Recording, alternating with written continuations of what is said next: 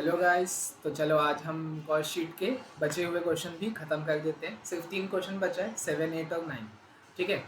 उसमें आने से पहले एक डाउट आया है एक स्टूडेंट का कि इलस्ट्रेशन 3 में मैंने जो आंसर सॉल्यूशन आप लोग को बताया था और बुक में जो सॉल्यूशन है दोनों में डिफरेंस है। तो क्यों है मैं बता देता हूँ। क्वेश्चन का थोड़ा सा मिसप्रिंट था। देखो बता रहा हूँ कारण, सामने देखना, क्वेश्चन देखना और बुक तो आप लोग के पास है ही, तो उसमें सॉल्यूशन क्या किया है वो भी देखना। जैसे देखो, अगर आपको याद होगा तो प्रोडक्शन ओवरहेड जैसे बता दिया है 4,80,000 है, बट बता दिया है ना कि 25% वेरिएबल है। 25% वेरिएबल है, इसका मतलब 75% फिक्स्ड है। और फिर क्वेश्चन में बोला था कि वेरिएबल ओवरहेड अलग तरीके से बढ़ रहा है, फिक्स्ड ओवरहेड अलग तरीके से बढ़ रहा है। और जो वेरिएबल ओवरहेड होते हैं वो क्वांटिटी की वजह से भी बढ़ते हैं, बट फिक्स्ड ओवरहेड क्वांटिटी की वजह से नहीं, सिर्फ महंगाई की वजह से बढ़ते हैं। सिमिलरली आपका एडमिनिस्ट्रेशन ओवरहेड था 1,60,000, उसमें भी बता दिया है कि 75% फिक्स्ड है। तो हम मान सकते हैं कि हाँ भाई 25% वेरिएबल है। तो वेरिएबल अलग तरीके से बढ़ा है, क्वांटिटी की वजह से भी बढ़ा है, और फिक्स्ड ओवरहेड बढ़ा है नहीं बढ़ा है वो मैटर करता है। वो क्वेश्चन में बता दिया था, नीचे थर्ड फोर्थ कहीं कहीं पॉइंट में बता दिया था। पर सेलिंग एंड डिस्ट्रीब्यूशन ओवरहेड के सामने कुछ नहीं लिखा है कि जैसे 2,40,000 खर्चा है तो इसमें नहीं बताया है कि कितना वेरिएबल है और कितना फिक्स्ड है। तो हमको सपना थोड़ी आता है कि हम अपने मन से कुछ भी मान लेंगे।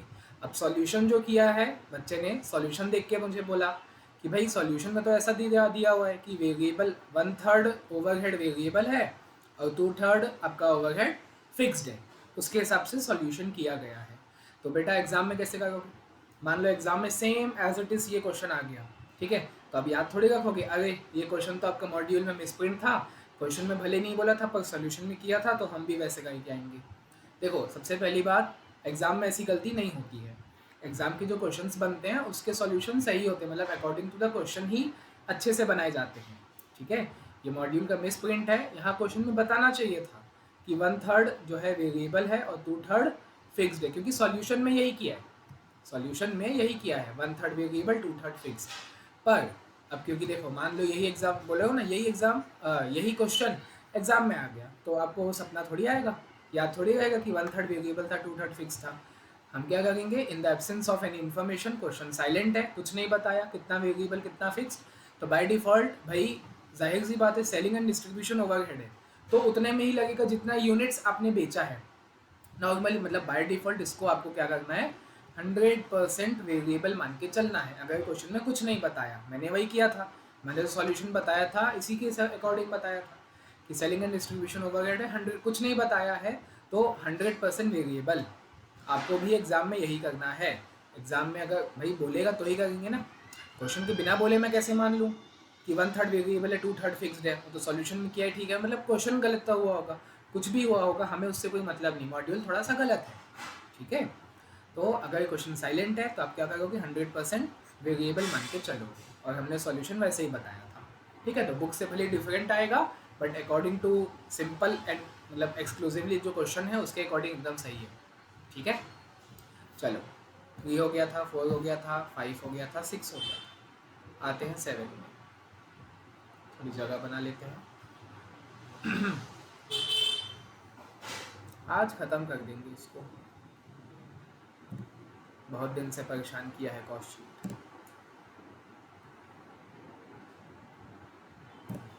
ठीक। चलो आ जाओ 7 में, और स्टार मार्क बना देना इस क्वेश्चन में। बहुत बढ़िया, दिल बना दो, लाल लाल कलर उठाना, लाल पेन, और यहाँ पे से दिल बना दो। ठीक है। क्यों? क्योंकि देखो जैसे एग्ज़ाम होगा ना, एग्ज़ाम के एक दिन पहले जो आप फाइनल रिवीजन करते हो, एक दिन वाला 1.5 दिन जो भी वाला, तो आपको सिर्फ कॉस्ट शीट का सिर्फ ये एक क्वेश्चन बनाना है, इसके अलावा कुछ नहीं बनाना है। ठीक है। क्योंकि इस क्वेश्चन में बहुत सारे कॉन्सेप्ट अपने आप कवर हो चुके हैं। हाँ, बस हो गया ना, और कितना अच्छा बनाओ। जितने भी कॉन्सेप्ट है, मतलब कॉस्ट शीट का इसमें एक एक चीज़ जो जो आना चाहिए सब कुछ दिया हुआ है। हर एक खर्चा जो जो चीज़ मतलब आपके कॉस्ट शीट में आती है सब कुछ दिया हुआ है। इनफैक्ट आपको देखो फाइनल अकाउंट्स जैसे आप बनाते हो ना, वैसे ट्रायल बैलेंस बना के दिया हुआ है। जैसे आप अकाउंट्स फाइनेंशियल अकाउंटिंग में फाइनल अकाउंट्स बनाते हो, trading account, profit loss account, balance sheet, तो क्वेश्चन में क्या दिया होता है, ट्रायल बैलेंस दिया होता है, उसके नीचे एडजस्टमेंट दिए होते हैं। तो वैसा क्वेश्चन है ये। The following figures were extracted from the trial balance of a company as on 31 December 2022, calendar year है। 31 दिसंबर का हमको ट्रायल बैलेंस दिया हुआ है, पर्टिकुलर से डेबिट और क्रेडिट है ना। ट्रायल बैलेंस है और उसके नीचे देखोगे तो एडिशनल इन्फॉर्मेशन भी है, एडजस्टमेंट भी जिसको बोलते हैं, क्वेश्चन में दिया, फाइनल अकाउंट्स में दिया होता है, तो उस टाइप का क्वेश्चन है। बहुत इंपॉर्टेंट कॉस्ट शीट है, देखो यहाँ पे भी बोल दिया इंपॉर्टेंट है ना, छुपा के बोला है, तो इसको दिल बना दो यहाँ पे। एग्जाम के एक दिन पहले आपको सिर्फ कॉस्ट शीट का ये एक क्वेश्चन करना है, आपकी पूरी कॉस्ट शीट रिवाइज हो जाएगी।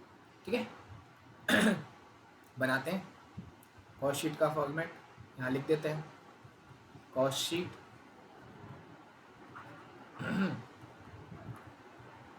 For the year end date 31 दिसंबर 2022।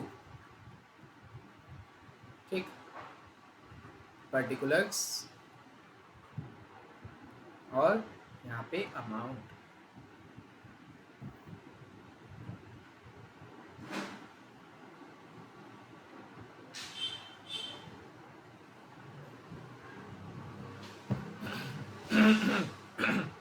चलो चालू करते हैं।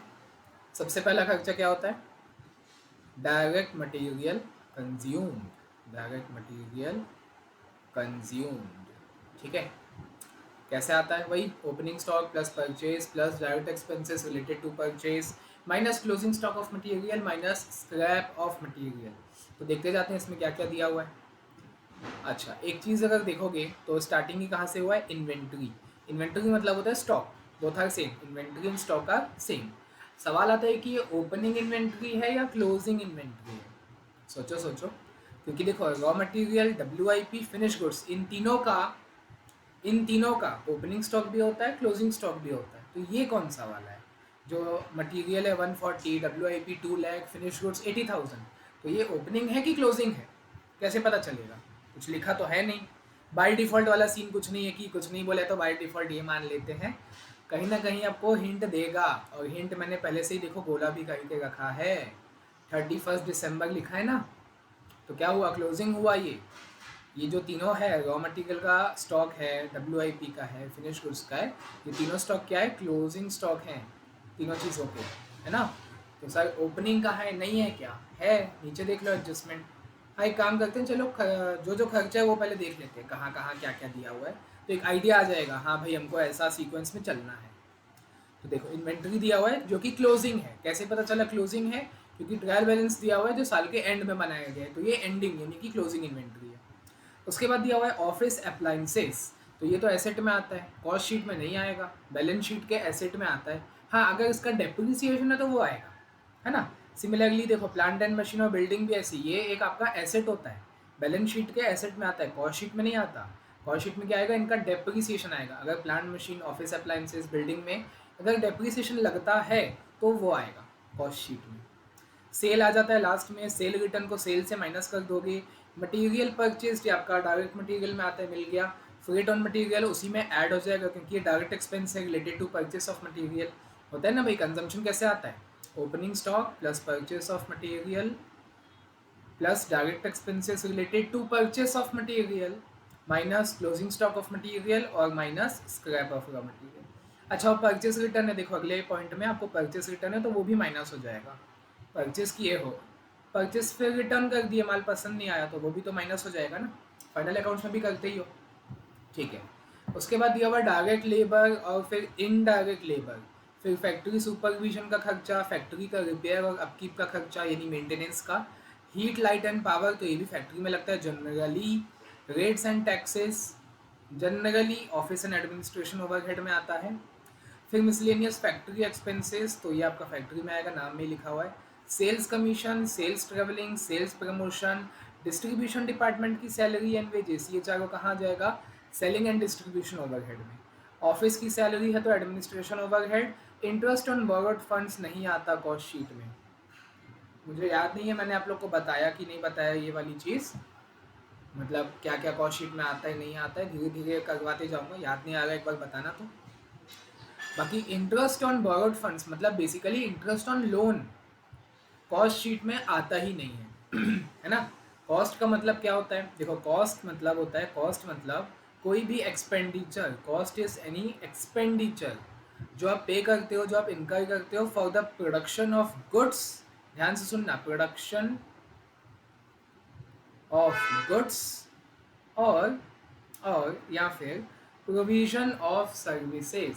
ठीक है, मतलब गुड्स को बनाने में या सर्विस को प्रोवाइड करने में अगर कोई खर्चा लगा है तो उसको हम कॉस्ट बोलते हैं, और वही कॉस्ट शीट में आता है। तो ये जो इंटरेस्ट ऑन लोन है, ये तो आपने तभी ये पे करने का कारण क्या है? इंटरेस्ट ऑन लोन पे करने का कारण क्या है? कि आपके पास पैसे नहीं थे, आपने कहीं से लोन लिया, इसीलिए आपको उस पर इंटरेस्ट पे करना पड़ रहा है ना। ये कोई गुड्स को बनाने के लिए कोई खर्चा नहीं है। ठीक है, गुड्स को बनाने या बेचने से रिलेटेड ये कोई खर्चा नहीं है। ये खर्चा किस चीज़ का है? लोन का है। लोन आपने तभी लिया होगा जब आपके पास फंड की शॉर्टेज होगी, पैसे की कमी होगी, तभी आपने लोन लिया होगा, फंड बोरो किया होगा, उस पर आपने कोई इंटरेस्ट पे करना है। तो ये कॉस्ट शीट में नहीं आता। कॉस्ट शीट में ओनली क्या आता है?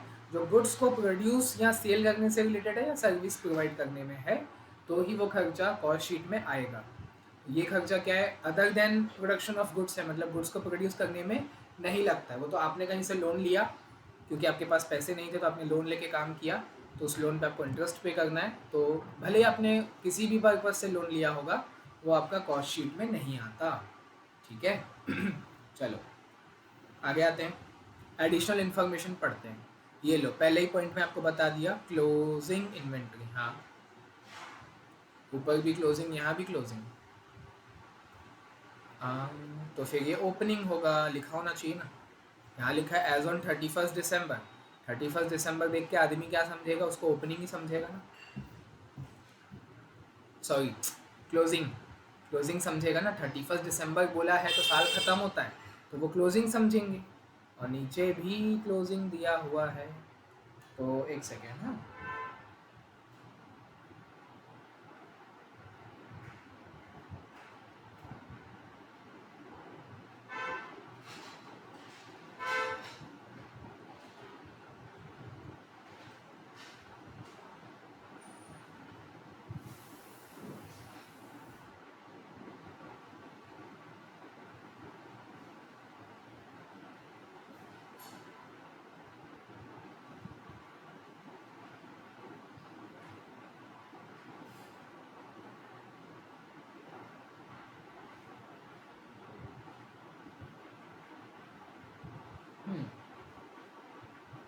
ओपनिंग है ऊपर वाला।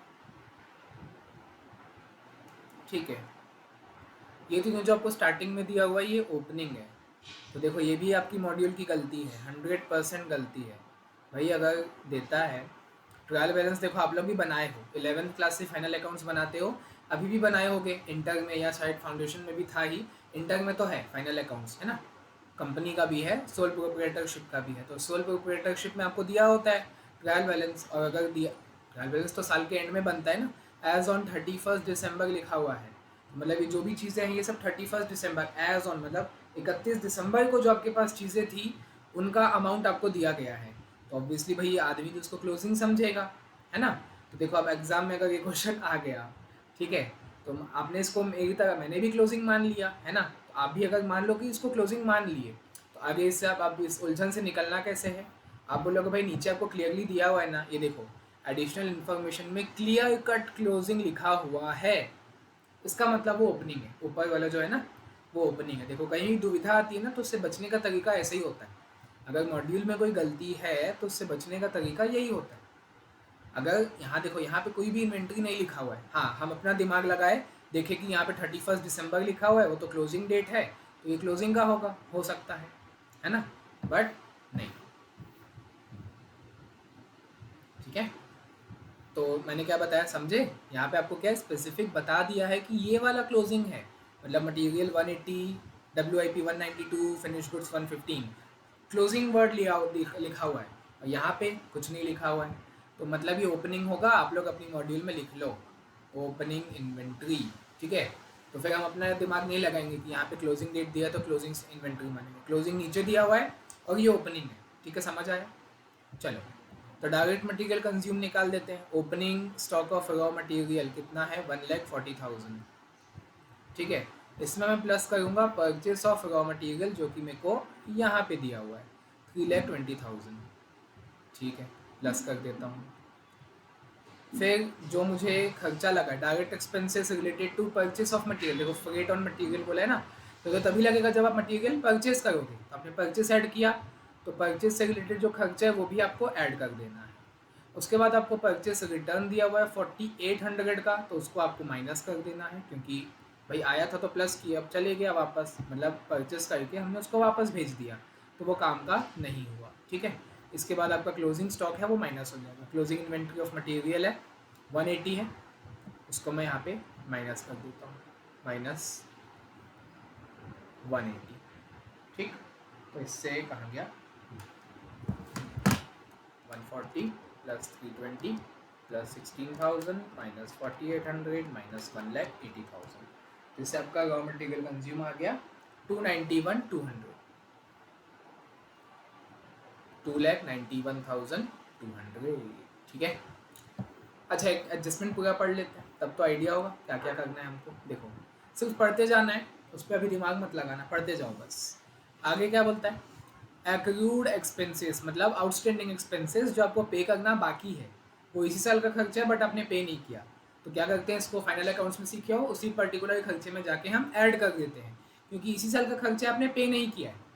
कहीं पर लिख लो, अगर आपको नहीं याद है एक्रूड का मतलब क्या होता है, मतलब ऐसे लिख लो अपने ओन वर्ड्स में कि वो इसी साल का खर्चा है बट आपने पेमेंट नहीं किया है। पेमेंट तो करना है ना, आपने नहीं किया वो मैटर नहीं करता, इस साल का है, पेमेंट आपको करना है ना, तो किए नहीं किए उससे मैटर नहीं करता, ये खर्चा है आप ऐड कर दोगे। डायरेक्ट लेबर है तो डायरेक्ट लेबर में ऐड कर दोगे, इनडायरेक्ट लेबर है तो उसमें ऐड कर दोगे, इंटरेस्ट है तो अरे इंटरेस्ट तो दिखाते ही नहीं है, क्या करोगे ऐड करके, इंटरेस्ट तो नहीं दिखाते ना, ऐड करके भी क्या कर लोगे, करो मत करो एक ही मतलब है। ठीक है, बट बाद में उसका काम है, बताऊंगा। फिर आता है डेप्रिसिएशन, लो आ गया, मैंने बोला ना फिक्स्ड एसेट्स नहीं आते, वो तो बैलेंस शीट में जाते हैं, कॉस्ट शीट में नहीं आते। कॉस्ट शीट में उसका डेप्रिसिएशन आता है, जो कि बता दिया है कि depreciation should be provided 5% on office appliances, 10% on machine and 4% on building. निकाल लेंगे, तीनों का अमाउंट हमको ऊपर दिया हुआ था।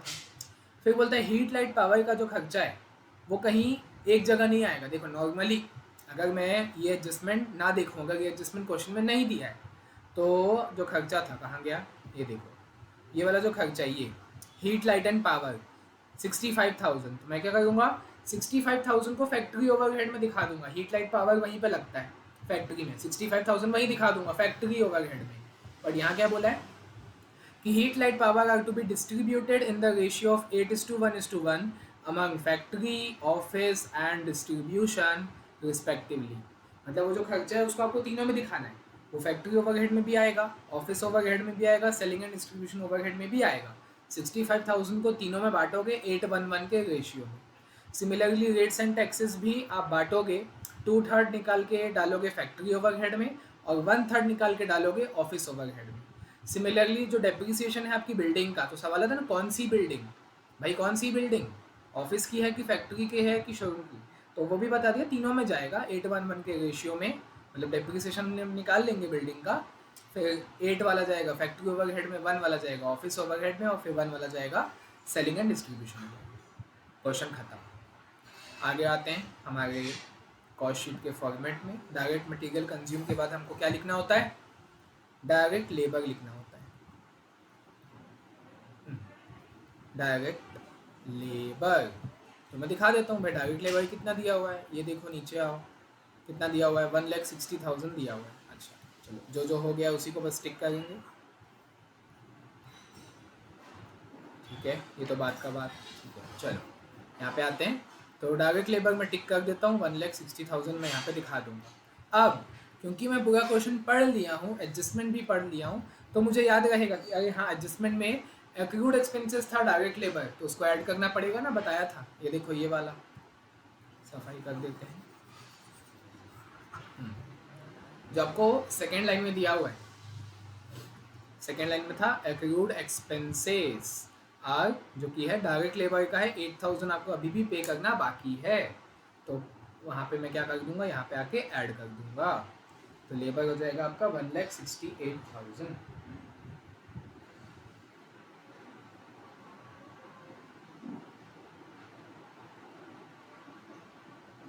चलो 1,68,000। ठीक, इसके बाद डायरेक्ट एक्सपेंसेस नहीं दिया हुआ है, तो मैं क्या करूँगा, इन दोनों को ही ऐड कर दूंगा 168, तो आपका प्राइम कॉस्ट आ जाएगा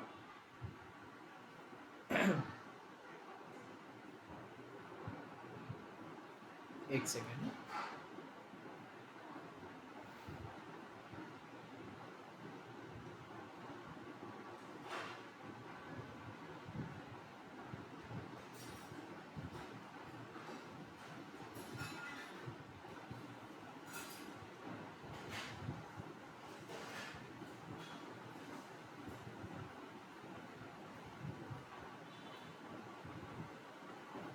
चलो, तो डायरेक्ट एक्सपेंस नहीं दिया हुआ है, तो मैं क्या करूँगा, इसी को ऐड करके इसी को बोल दूंगा दोनों को प्राइम कॉस्ट।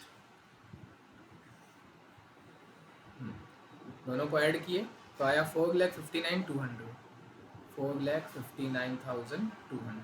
ठीक, इसमें अब आप क्या करोगे, फैक्ट्री ओवरहेड्स को प्लस करते जाओगे, मतलब जितने भी फैक्ट्री के खर्चे हैं फैक्ट्री ओवरहेड आप प्लस करने वाले हो। फैक्ट्री में जो जो खर्चा लगा है देखते जाएंगे, लाइन से चलो, कभी गलती नहीं होगी। सबसे पहला है इनडायरेक्ट लेबर 18,000, तो मैं लिख देता हूँ यहाँ पे इनडायरेक्ट लेबर 18,000। अब क्योंकि मैं एडजस्टमेंट पढ़ा हुआ हूँ तो मुझे याद है कि इनडायरेक्ट लेबर भी आउटस्टैंडिंग था, देखो 1,200 रुपये का, तो 1,200 यहाँ पे ऐड करना पड़ेगा, पेमेंट करना बाकी है, तो ये हो जाएगा 19,200। ठीक है, चलो बस ऐसे लाइन से धीरे धीरे चलते जाना है। फैक्ट्री सुपरविजन 10,000, तो मैं यहाँ लिख देता हूँ फैक्ट्री सुपरविजन 10,000। ठीक, अगला खर्चा factory repairs and upkeep 14,000।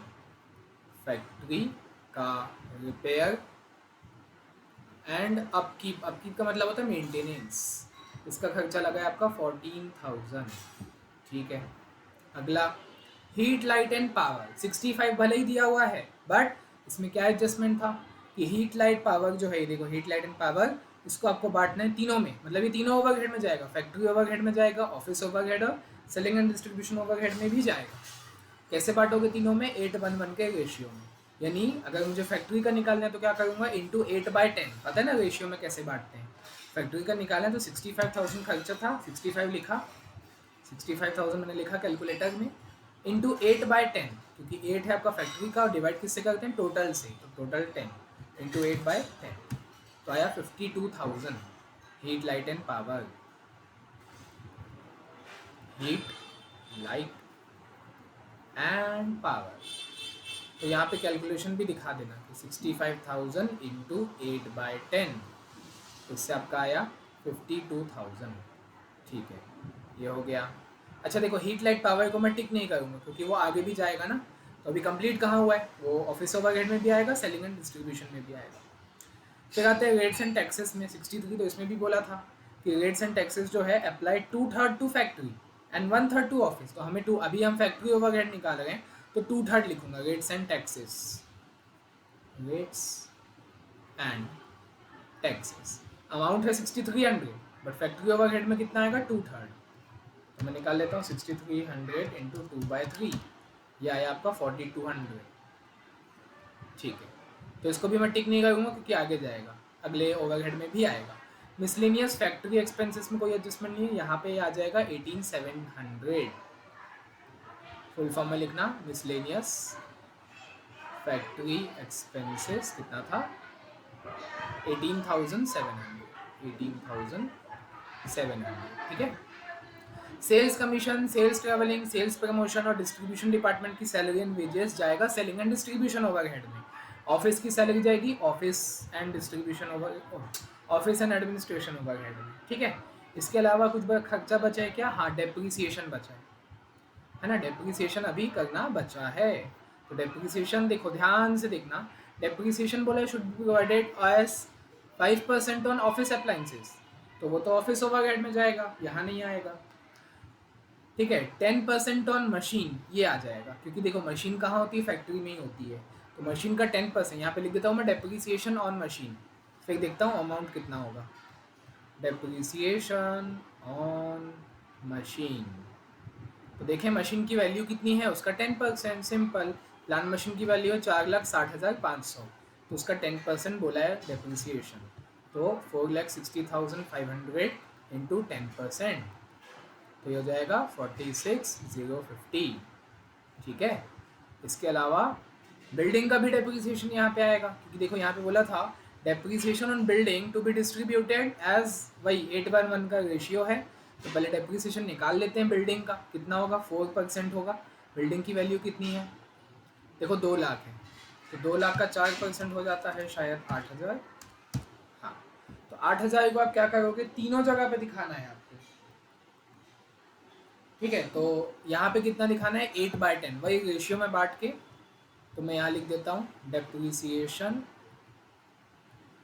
On building. तो पहले तो मैं डेप्रिसिएशन का अमाउंट निकालूंगा, कैसे निकालूंगा, 2 लाख का 4% क्वेश्चन में बोला है, उसका भी इंटू 8/10 जो इसका रेशियो है, इंटू 8/10, तो आया 6,400, उसको आप यहाँ दिखाओगे। ठीक है, डेप्रिसिएशन ऑन बिल्डिंग ये भी हो गया। अब बोल सकते हैं कि फैक्ट्री ओवरहेड सब हो गया। और याद करो फॉर्मेट, जैसे ही फैक्ट्री ओवरहेड आपने ऐड किया उसके आगे क्या करते हो, WIP का ओपनिंग क्लोजिंग ऐड लेस करते हो, तो वो भी कर लेते हैं साथ में लगे हाथों। मैं लिख देता हूँ यहाँ पे ऐड और लेस, फुल फॉर्म में लिखना, ऐड में ओपनिंग WIP और लेस में क्लोजिंग WIP। ओपनिंग वाला आपको ऊपर दिया हुआ है, क्लोजिंग नीचे। ओपनिंग है WIP का 2 लाख और क्लोजिंग WIP है 192। 2 लाख को मैं प्लस करूंगा, 192 को माइनस करूंगा, क्लोजिंग WIP है।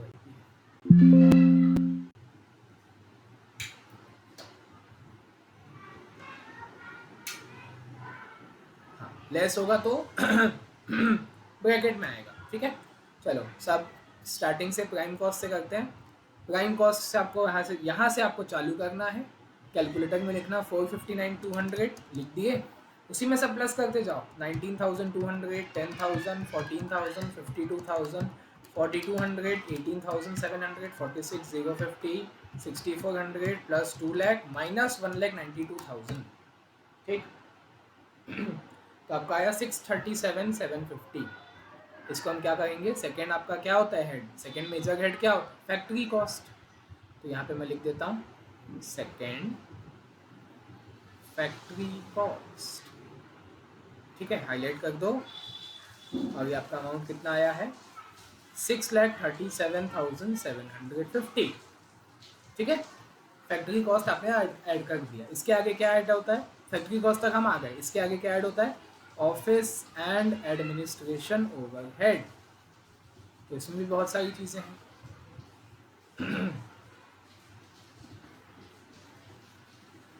हाँ, तो देखते जाएं क्या क्या है, स्टार्टिंग से देखते हैं। तो रॉ मटेरियल WIP हो गया, ऑफिस अप्लाइंसेस का डेप्रीसिएशन आ जाएगा।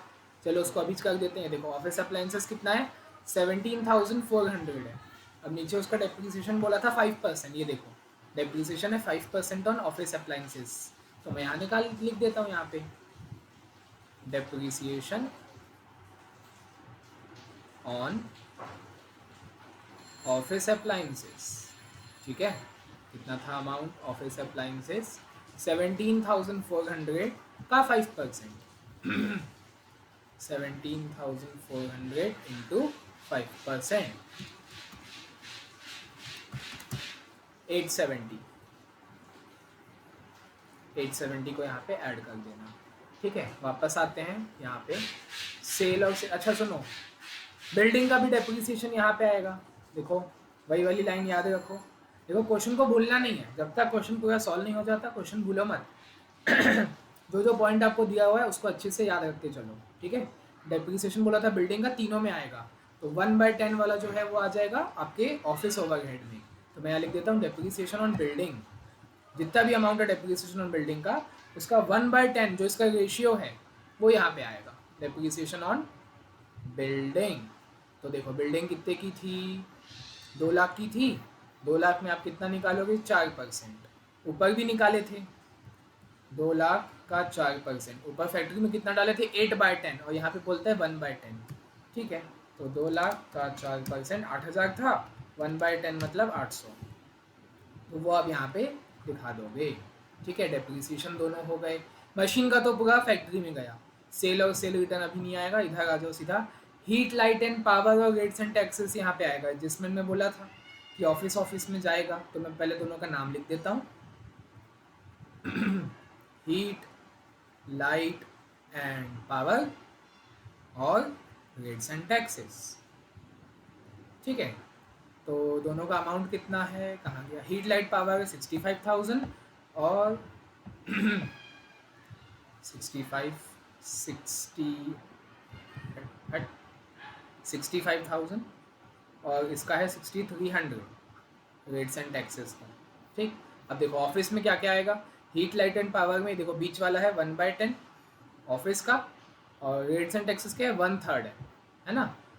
ये सब छोटी मोटी बात है, जैसा क्वेश्चन में बोला है वैसा हमको करना है, ये कोई ऐसा फिक्स्ड लॉजिक नहीं है कि 110 ऑफ इधर आएगा 13 इधर आएगा, नहीं, क्वेश्चन में जैसा बोला है हमको वैसा करना है। हाँ, ये तो डिवाइड बाई 10 है तो 6500 आ जाएगा और ये 2100 आ जाएगा। जैसा क्वेश्चन में बोला है वैसा हम कर रहे हैं, हम अपने दिमाग से दिमाग नहीं लगाएंगे कि फैक्ट्री में कितना चाहिए जाना चाहिए 1/3, ऑफिस में कितना 2/3, ये हमको थोड़ी सोचना है, क्वेश्चन में जैसा बताया वैसा करना है। ठीक है, चलो तभी मैं पता है रेट्स एंड टैक्सेस को टिक कर दूंगा क्योंकि वो दो ही जगह जाएगा। हीट लाइट पावर अभी भी बचे क्योंकि वो सेलिंग एंड डिस्ट्रीब्यूशन में भी जाएगा। ठीक है, sales commission, sales travelling, sales promotion, distribution department जाएगा सेलिंग एंड डिस्ट्रीब्यूशन ओवरहेड में। ऑफिस सैलरी यहाँ पे आ जाएगा 8600, उसको मैं दिखा देता हूँ। ऑफिस सैलरी 8600, इसको यहाँ पे ऐड कर देते हैं, हो गया सब खत्म, कुछ नहीं बचा। ठीक है, तो चलो ऐड कर देते हैं। पहले फैक्ट्री कॉस्ट लिख लो फटाफट, 637 750 में ही आपको ये 5 खर्चे ऐड करने हैं, तो प्लस करते जाओ, 870 प्लस 800 प्लस 6500 प्लस 2100 प्लस 8600। ठीक है, तो आपका कॉस्ट ऑफ प्रोडक्शन आ जाना चाहिए 656 620, एकदम सही।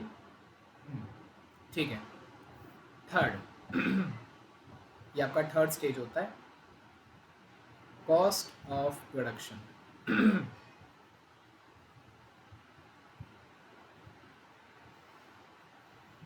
ठीक, लाइन खींच दो, 6,56,620। ठीक है, कॉस्ट ऑफ प्रोडक्शन है ये। अब जितना प्रोडक्शन किया उतना तो सेल होगा नहीं, एड लेस करना पड़ेगा opening closing of finish goods, full form में लिखना आप लोग, opening stock of finish goods पूरा फुल फॉर्म में होना चाहिए। Similarly closing stock of finished goods. ठीक है, तो ओपनिंग ऊपर दिया हुआ था फिनिश गुड्स का 80,000 और क्लोजिंग ये दिया हुआ है आपको 115, 80 और 115, 80 प्लस होगा 115 माइनस होगा तो ब्रैकेट में, तो इससे आपका आ जाएगा fourth stage, cost of goods sold, cost of goods sold. ठीक है, तो चलो 656 620 है, कॉस्ट ऑफ प्रोडक्शन है, उसी में आपको प्लस करना है 80,000 और माइनस करना है 1,15,000, तो आपका आ गया 621 620 cost of goods sold, 621 620, this is your cost of goods sold. इसमें हम क्या करेंगे, सेलिंग एंड डिस्ट्रीब्यूशन ओवरहेड को जोड़ेंगे, सेलिंग एंड डिस्ट्रीब्यूशन ओवरहेड, तो देखते हैं अब क्या क्या है, स्टार्टिंग से वही आ जाओ वापस। ठीक है, तो डेप्रिसिएशन दिखा देता हूँ मैं, किसका, बिल्डिंग का। क्वेश्चन में बोला था बिल्डिंग पे जो डेप्रिसिएशन है वो आपका तीनों जगह पे जाएगा, तो मैं लिख देता हूँ डेप्रिसिएशन ऑन बिल्डिंग, फिर अमाउंट देख लेंगे क्या आएगा।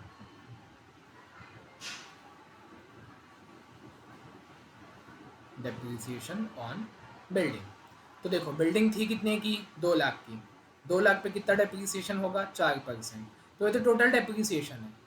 सेलिंग एंड डिस्ट्रीब्यूशन ओवरहेड में कितना आएगा 1/10, वही रेशियो था ना 8:1, तो 1/10 है लास्ट वाला, तो यहाँ पे फिर वही 800 आ जाएगा। ठीक, चलो डेप्रिसिएशन हो गया बिल्डिंग का। ऑफिस अप्लायंसेस का तो वहाँ गया, प्लांट मशीन का प्लांट मशीन में गया। ठीक है, सेल रिटर्न तो एकदम लास्ट में आएगा। चलो हीट लाइट एंड पावर का भी 1/10 यहाँ पे आएगा, क्वेश्चन में बोला था। ठीक है, तो मैं यहाँ लिख देता हूँ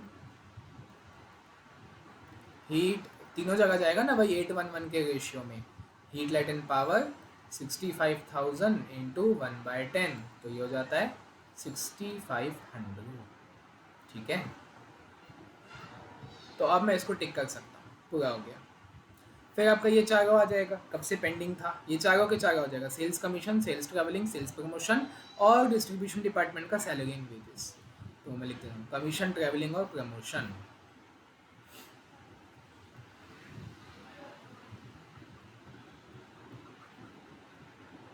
कमीशन, ट्रैवलिंग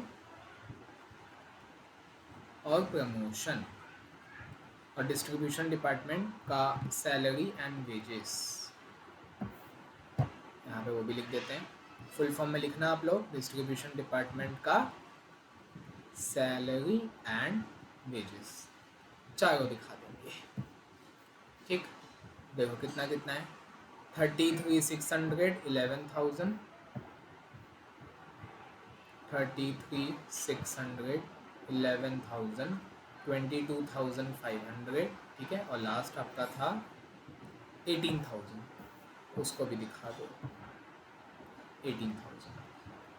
ठीक है, इसके अलावा और कुछ हो गया सब, क्लोजिंग हो गया, accrued expenses, depreciation, heat light and power दिखा दिए, डेप्रिसिएशन दिखा दिए, हो गया, सारे खर्चे हो गए, ऐड कर दो बस। तो पहले आप ये लिख लेना 621 620, लिख लो 621 620, ये आपका COGS था, उसी में आपको प्लस करना है 800 plus 6500 plus 33,600 plus 11,000 plus 22,500 plus 18,000, तो आपका कॉस्ट ऑफ सेल आना चाहिए 7,14,020। पांचवा और लास्ट हेड जो होता है कॉस्ट ऑफ सेल्स, ठीक है, जो कि है आंसर 7 है, 6 नहीं है, 7,14,020। ठीक है, इसमें आप क्या करोगे, प्रॉफिट को ऐड करोगे, प्रॉफिट दिया नहीं है, सेल दिया हुआ है ना, तो ये बैलेंसिंग फिगर आ जाएगा जैसे हमेशा होता है, और यहाँ पे आ जाएगा सेल। अच्छा, सेल भी कैसे दिखाऊंगा पता है, सेल रिटर्न को माइनस करके दिखाऊंगा, सेल है तो सेल रिटर्न भी है। देखो सेल का अमाउंट है आपका 7,68,000, जिसमें फिर सेल रिटर्न है 14,000, तो माइनस करके दिखाऊंगा 768 माइनस 14, 768 माइनस 14, ठीक है, यानी 7,54,000 का आपका सेल हुआ है, और माइनस कर देंगे टोटल कॉस्ट 7,14,020, तो आपका प्रॉफिट आ जाना है 39,980, एकदम सही 39,980। ठीक है, कॉस्ट शीट तो बन गई, ध्यान से देखोगे तो कॉस्ट शीट तो आपकी बन गई। ठीक है, आगे क्या करना है, एक और चीज़ बोला है यहाँ पे, लिखा है prepare a cost sheet showing all important components, तो 5 इंपॉर्टेंट कंपोनेंट्स होते हैं ना, prime cost, factory cost, cost of production, cost of goods sold, cost of sale, वो हमने दिखा दिया, and also a condensed profit and loss account for the year. Sir profit and loss account तो जानते हैं, condensed profit and loss account क्या होते हैं, कंडेंस्ड का मतलब होता है इंटीग्रेटेड, ये आप आगे चैप्टर में सीखोगे, चैप्टर 6 या 7 कुछ है, नंबर मेरे को याद नहीं है, जहाँ पे आप पढ़ोगे फाइनल अकाउंट्स बोलता हूँ, अकाउंटिंग भाई आप जानते हो ना, 2 टाइप की होती है, मतलब एक फाइनेंशियल अकाउंटिंग होती है जो आप 11 से पढ़ रहे हो, और जो आप अभी पढ़ रहे हो कॉस्ट अकाउंटिंग, दोनों के ना कुछ रूल्स अलग है। जैसे मैंने एक देखो, एक चीज़ तो आपने अभी नोटिस की होगी कि जो इंटरेस्ट ऑन लोन है, इंटरेस्ट ऑन लोन वो फाइनेंशियल अकाउंटिंग में आता है, प्रॉफिट लॉस अकाउंट के डेबिट में दिखाते हो, है ना। जो इंटरेस्ट ऑन लोन है, अगर आप इंटरेस्ट ऑन लोन पे किए हो, जो कि पे करना ही होता है, कंपलसरी होता है, प्रॉफिट हो या लॉस हो, इंटरेस्ट ऑन लोन है, देना ही पड़ेगा, तो फाइनेंशियल अकाउंटिंग में जब आप प्रॉफिट एंड लॉस अकाउंट बनाते हो तो वहाँ डेबिट में दिखाते हो, कॉस्ट अकाउंटिंग में नहीं दिखाते हो। क्यों? क्योंकि वो गुड्स से बनाने से रिलेटेड नहीं होता है, इसीलिए तो लोन लिए हो, इसीलिए पैसे लिए हो कहीं उधारी, तो पे कर गए हो, गुड्स को बनाने के लिए वो खर्चा नहीं लगता है, तो कॉस्ट अकाउंटिंग में नहीं आता, बट फाइनेंशियल अकाउंटिंग में आता है। तो ये आप बहुत, ये पूरा आप चैप्टर पढ़ोगे अलग से, डिफरेंस बिटवीन, मतलब फाइनेंशियल अकाउंटिंग में क्या होता है वो तो आप जानते हो, उसके बारे में भी है, और कॉस्ट अकाउंटिंग में उससे क्या डिफरेंट है, क्या क्या चीज़ें एक्स्ट्रा आती है, क्या क्या नहीं आती हैं, वो आप सीखोगे। तो देखो मतलब ऐसा देखो, कोई एक बिजनेस ऑर्गेनाइजेशन है ना, तो वो उसकी मर्जी है कि वो, देखो दो ऑप्शंस हैं, दो ऑप्शन है। ऑप्शन नंबर 1 कि आप क्या करो, फाइनेंशियल अकाउंटिंग और कॉस्ट अकाउंटिंग को अलग अलग करो। Financial and cost accounting are separate, दोनों अलग अलग है। मतलब फाइनेंशियल अकाउंटिंग आप अलग कर गए हो, कॉस्ट अकाउंटिंग अलग से कर गए हो। दोनों का बुक्स ऑफ अकाउंट्स अलग अलग है। फाइनेंशियल का बुक्स ऑफ अकाउंट्स अलग, कॉस्ट का बुक्स ऑफ अकाउंट्स अलग, दोनों सेपरेट हैं, ठीक है। या फिर ऑप्शन नंबर 2 कि both are combined, financial accounting and cost accounting are combined, दोनों को आप एक साथ बना गए हो। मतलब जो आप अकाउंटिंग कर रहे हो ना, अकाउंटिंग, उसमें आप फाइनेंशियल अकाउंटिंग का भी नियम लगाए हो और कॉस्ट अकाउंटिंग का भी नियम लगाए हो, तो उसको कहेंगे हम कंबाइंड है वो, है ना। तो कंडेंस्ड का मतलब यहाँ पे कंबाइन होता है, ये जो लिखा है ना, also condensed profit and loss account. Condensed का मतलब क्या होता है, ऑप्शन नंबर 2 होता है। प्रैक्टिकली उनके ऊपर है, मतलब बिजनेस के ऊपर है, इंडस्ट्री के ऊपर, कि उनको कौन सा ऑप्शन फॉलो करना है। मतलब फाइनेंशियल और कॉस्ट को सेपरेट सेपरेट रखना है कि कंबाइन करके बनाना है, वो आपकी मर्जी है रियल लाइफ में। बट क्वेश्चन में क्या बोला, कंडेंस्ड बनाओ, मतलब कंबाइन करके बनाओ। तो इसका मतलब पता है ये क्यों बोला गया है, क्योंकि अब आपको इंटरेस्ट ऑन लोन भी दिखाना पड़ेगा, क्योंकि मैंने अभी क्या बोला, फाइनेंशियल और कॉस्ट कंबाइन है। कंबाइन होने का मतलब कि उसमें फाइनेंशियल का भी नियम लगाया गया है, कॉस्ट का भी नियम लगाया गया है। अब कॉस्ट क्या बोलता है कि कॉस्ट शीट में इंटरेस्ट ऑन लोन नहीं आता, तो लोन नहीं आया है, कहाँ आया है, कॉस्ट शीट आपकी बन के खत्म हो गई है, कॉस्ट शीट में कहाँ आया इंटरेस्ट ऑन लोन, नहीं आया। मतलब कॉस्ट अकाउंटिंग का आपने नियम फॉलो कर लिया, गुड। अब फाइनेंशियल अकाउंटिंग बोलता है कि भाई प्रॉफिट एंड लॉस अकाउंट में दिखाना है, तो चलो दिखा देते हैं, इसलिए तो बनाना है क्या, इसलिए तो बोला है prepare condensed profit and loss account. तो लिखो heading condensed profit and loss account, ये हम बनाए हुए फाइनेंशियल अकाउंटिंग के हिसाब से, ठीक। Particular amount, particular amount.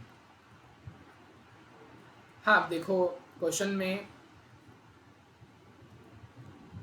Cell दिया हुआ है, तो देखो पूरा बनाओ ना, प्रॉफिट लॉस अकाउंट बना रहे हो तो मतलब कंपनी में पता है ना, ट्रेडिंग अकाउंट नहीं बनता। ट्रेडिंग और प्रॉफिट लॉस का मतलब साथ में बनता है, एक जैसा। मतलब आप सेल को यहाँ पे दिखाते हो, ये मत बोलना सर प्रॉफिट लॉस में कब से सेल आने लग गया।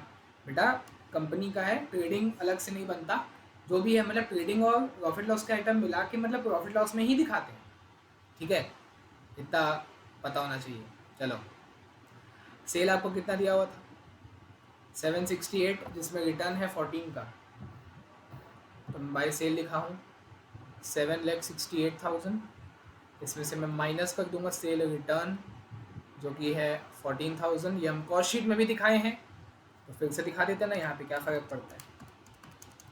हाँ 7,54,000 आया था, ठीक है। अब मैं यहाँ पे आपका डेबिट में सारे खर्चे दिखाने हैं, तो सारा क्या दिखाना, कॉस्ट ऑफ सेल दिखाओ ना, सीधा टोटल खर्चा।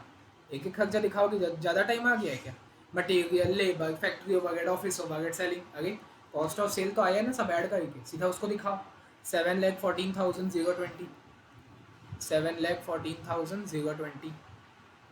तो सर सेम तो आ जाएगा प्रॉफिट, क्या बात कर रहे हो सर, टाइम पास करवा दिए। आपने ये वाला सेल क्रेडिट में दिखाया और ये वाला कॉस्ट को डेबिट में दिखाया, इन दोनों को अगर आप माइनस करोगे तो फिर से वही आ जाएगा ना, 39,980, यही तो प्रॉफिट आ जाएगा फिर से यहाँ पे। नेट प्रॉफिट यहाँ पे 2 नेट प्रॉफिट आ जाएगा, अगेन 39,980 सेम आ जाएगा। क्यों बनवाए सर, टाइम वेस्ट, अरे पागल। अभी क्या बताया था, condensed profit and loss account है, मतलब कंबाइन। देखो कॉस्ट का नियम तो आया, कॉस्ट अकाउंटिंग का नियम क्या बोलता है कि इंटरेस्ट ऑन लोन को आपको कॉस्ट शीट में नहीं दिखाना है, नहीं दिखाया कॉस्ट शीट में, तभी तो ये 7,14,000 भाई कहाँ दिखाया, देख लो पूरा कॉस्ट शीट में हमने इंटरेस्ट ऑन लोन कहाँ दिखाया, नहीं दिखाया। तो ना दिखाते हुए जो कॉस्ट आई है वो ये आई है 7,14,020। तो मैंने कॉस्ट अकाउंटिंग का नियम फॉलो कर लिया। अब फाइनेंशियल अकाउंटिंग बोलता है कि नहीं प्रॉफिट लॉस में आना चाहिए, ये लो आ गया, प्रॉफिट लॉस बना रहे हो ना, आ गया। इंटरेस्ट ऑन borrowed फंड्स यानी कि इंटरेस्ट ऑन लोन दिखा दो 4,000। सर 4,000 कहाँ से, आप फिर आप गलत कर गए हो, 2,000 दिया हुआ है यहाँ पे, ये देखो इंटरेस्ट ऑन borrowed फंड्स 2,000 दिया हुआ है, तो बेटा एक्रूड भी दिया हुआ है इंटरेस्ट 2,000, तो ऐड करोगे ना, 2,000 आपने पे कर दिया, 2,000 अभी और पे करना बाकी है।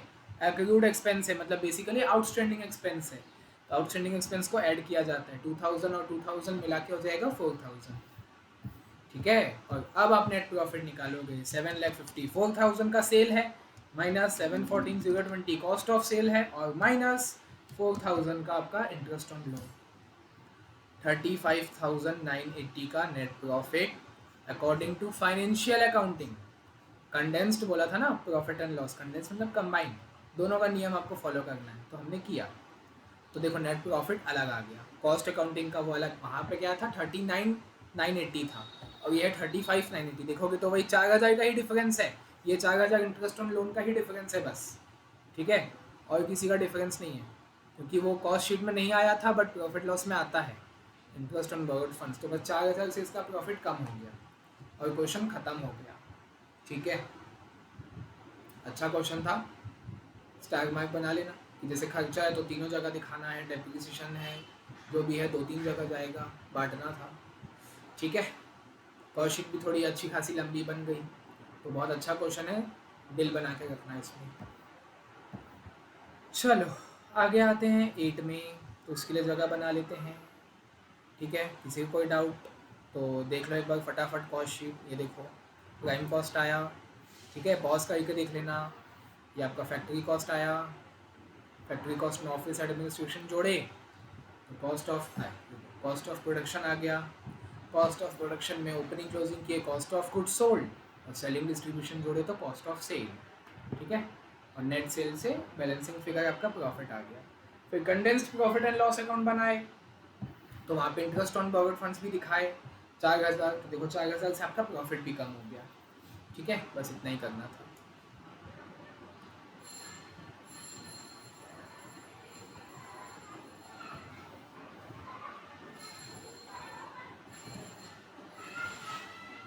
जगह चाहिए होती है ना बाकी क्वेश्चन के लिए।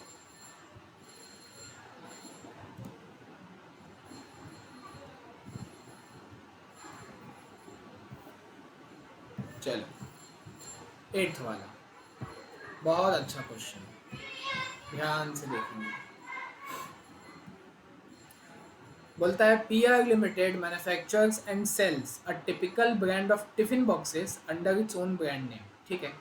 The installed capacity of the plant is 1,20,000 units per year distributable evenly over each month of calendar year. बाप रे, क्वेश्चन में ये बोला है कि जो प्लांट आपने लगाया है वो प्लांट की कैपेसिटी है कि वो एक साल में 1,20,000 यूनिट्स बना सकता है। टिफिन बॉक्स बनाते हो ना, तो आपने जो प्लांट लगाया है मशीन बेसिकली, तो वो एक साल में 1,20,000 टिफिन बॉक्स 1,20,000 यूनिट्स बना लेगी, distributable evenly over each month of calendar year, मतलब हर महीने सेम बनेगा। अगर साल का 1,20,000 बनता है ये, दिस इज पर ईयर, और आगे क्या बोला, distributable evenly over each month, मतलब हर महीने में सेम बनेगा। तो भाई 12 महीने होते हैं, 12 से डिवाइड कर दो, मतलब एक महीने में कितना बनेगा, 10,000। एक महीने में आपके 10,000 टिफिन बॉक्सेस बन के रेडी हो जाएंगे, याद रखना आगे काम आएगा क्वेश्चन बनाते टाइम।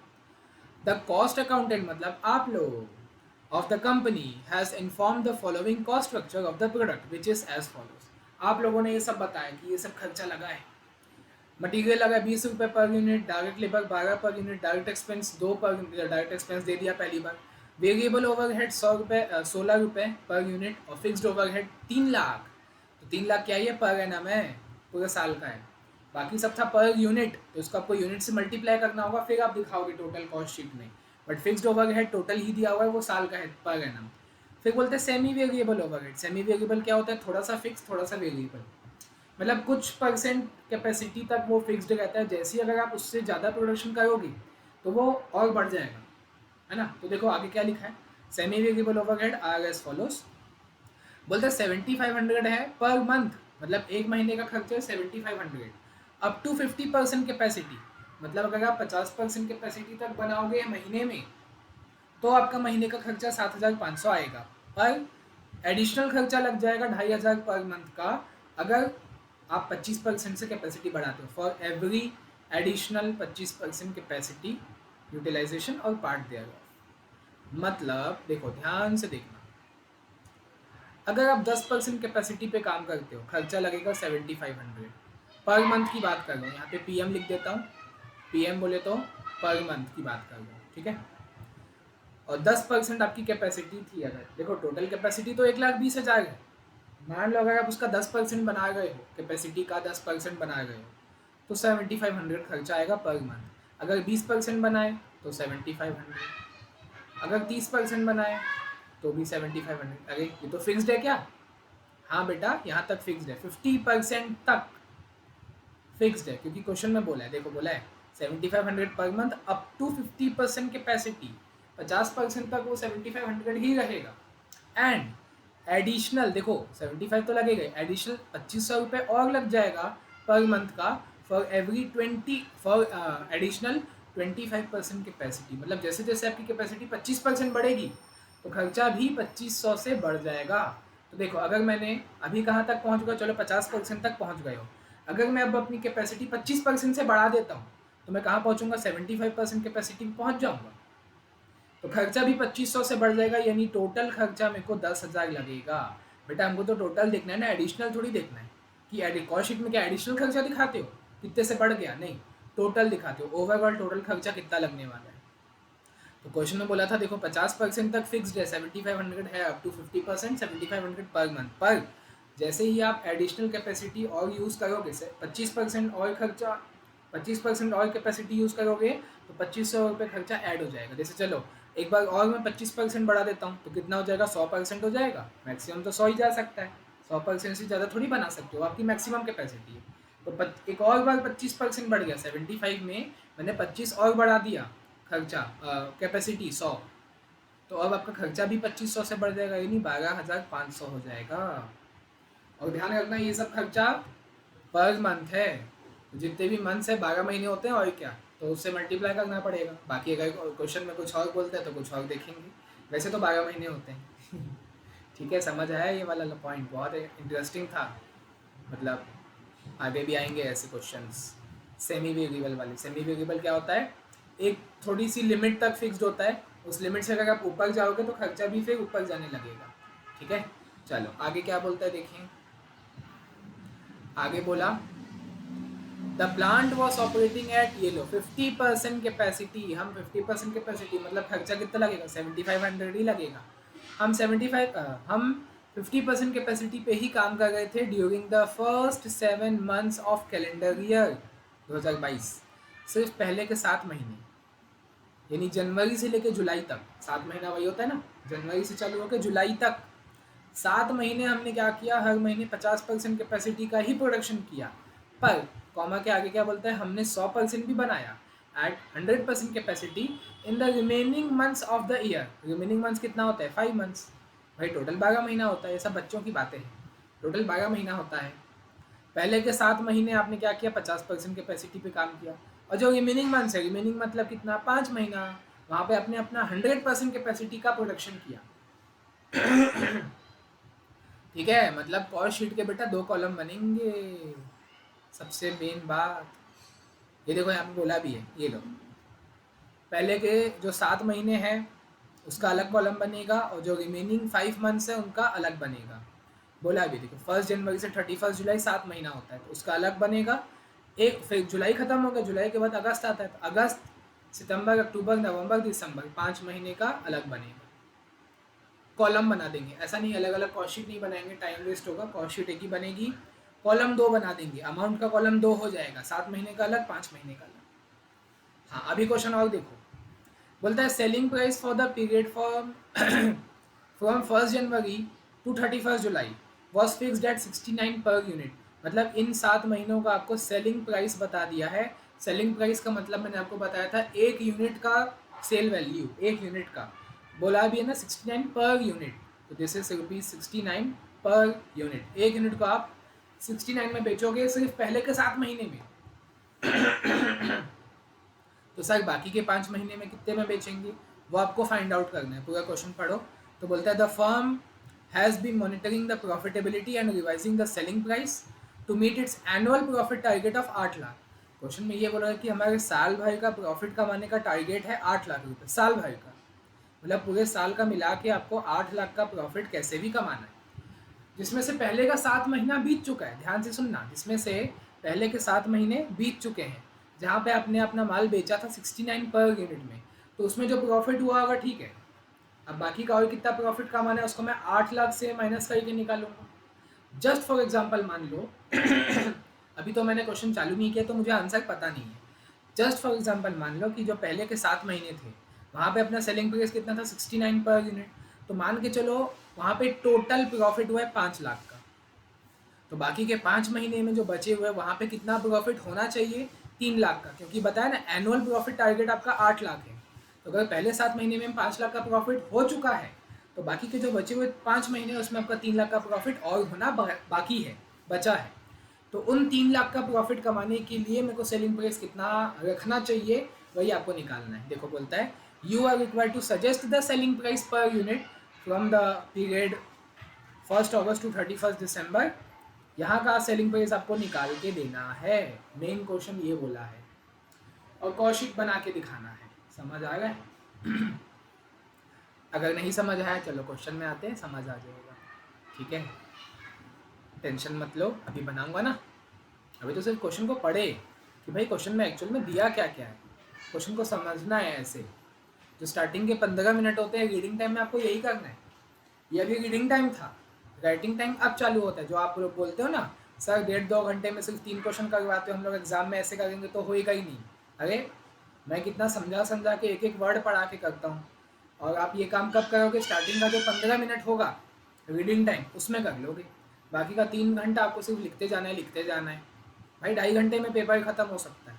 एमसीक्यू भी तो है, MCQ fill ups true false match, ये तो आप और उसको भी 15 मिनट में निपटा देना तो उसी में आपका 30 मार्क्स तो आ जाएगा। 30 मार्क्स का आता है MCQ fill ups true false match the following, 4 type के ऑब्जेक्टिव आते हैं, चारों मिला के 30 मार्क्स का आता है। तो ये तो आप पहले की 15 मिनट में पा सकते हो, है ना, पढ़ के। बच्चा 70 मार्क्स का, आपको 3 घंटा मिला है, 2.5 घंटे में ख़त्म करो, निकलो वहाँ से। क्या कितना बैठोगे? ठीक है, चलो आगे। बढ़िया CMA ग्रुप 2 फाइनल में जाओ, और याद रखो मेरे को कि मैंने कॉस्ट पढ़ाया था। चलो आगे, तो बनाते हैं cost sheet for the year ended 31 दिसंबर 2022। देखो सब लोग जल्दी।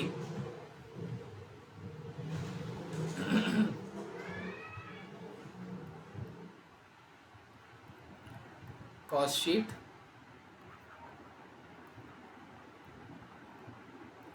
फॉर द ईयर एंडेड 31 दिसंबर 2022। पर्टिकुलर्स, अमाउंट के 2 कॉलम बन जाएंगे, एक पहले का 7 महीना, बाद का 5 महीना। तो मैं डेट लिख देता हूँ कि भाई कैसे होगा आपका 1 जनवरी टू 31 जुलाई, ये होगा 7 महीना। और फिर जुलाई के बाद 1 अगस्त टू 31 दिसंबर, ये बाद के 5 महीने। 7 महीने 5 महीने बन गए 2 कॉलम अमाउंट के।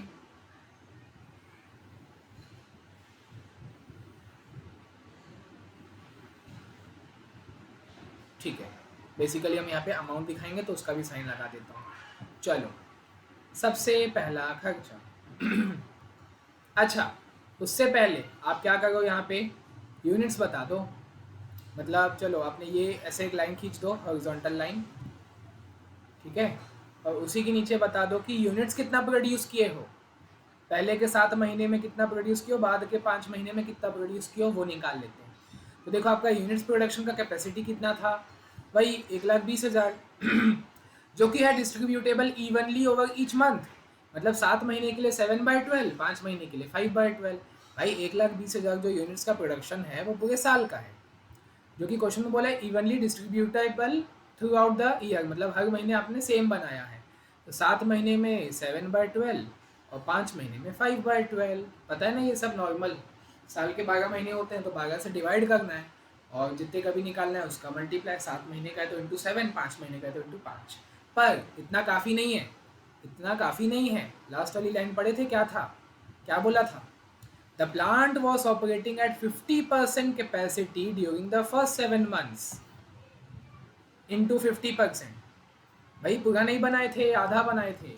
1,20,000 आपका साल का कैपेसिटी है, 7 महीने का मेरे को निकालना है तो इंटू 7/12 कर दिया तो आया 70,000।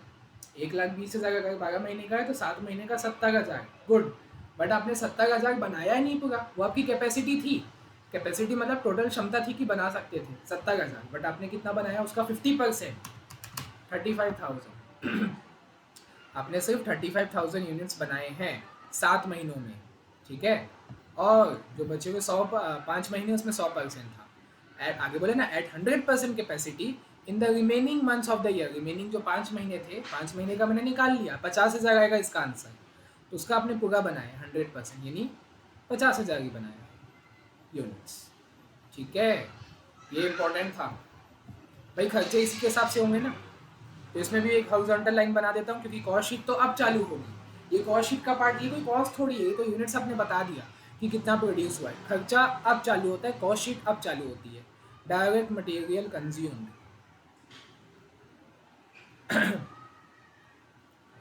डायरेक्ट मटेरियल कंज्यूम्ड, एक सेकेंड।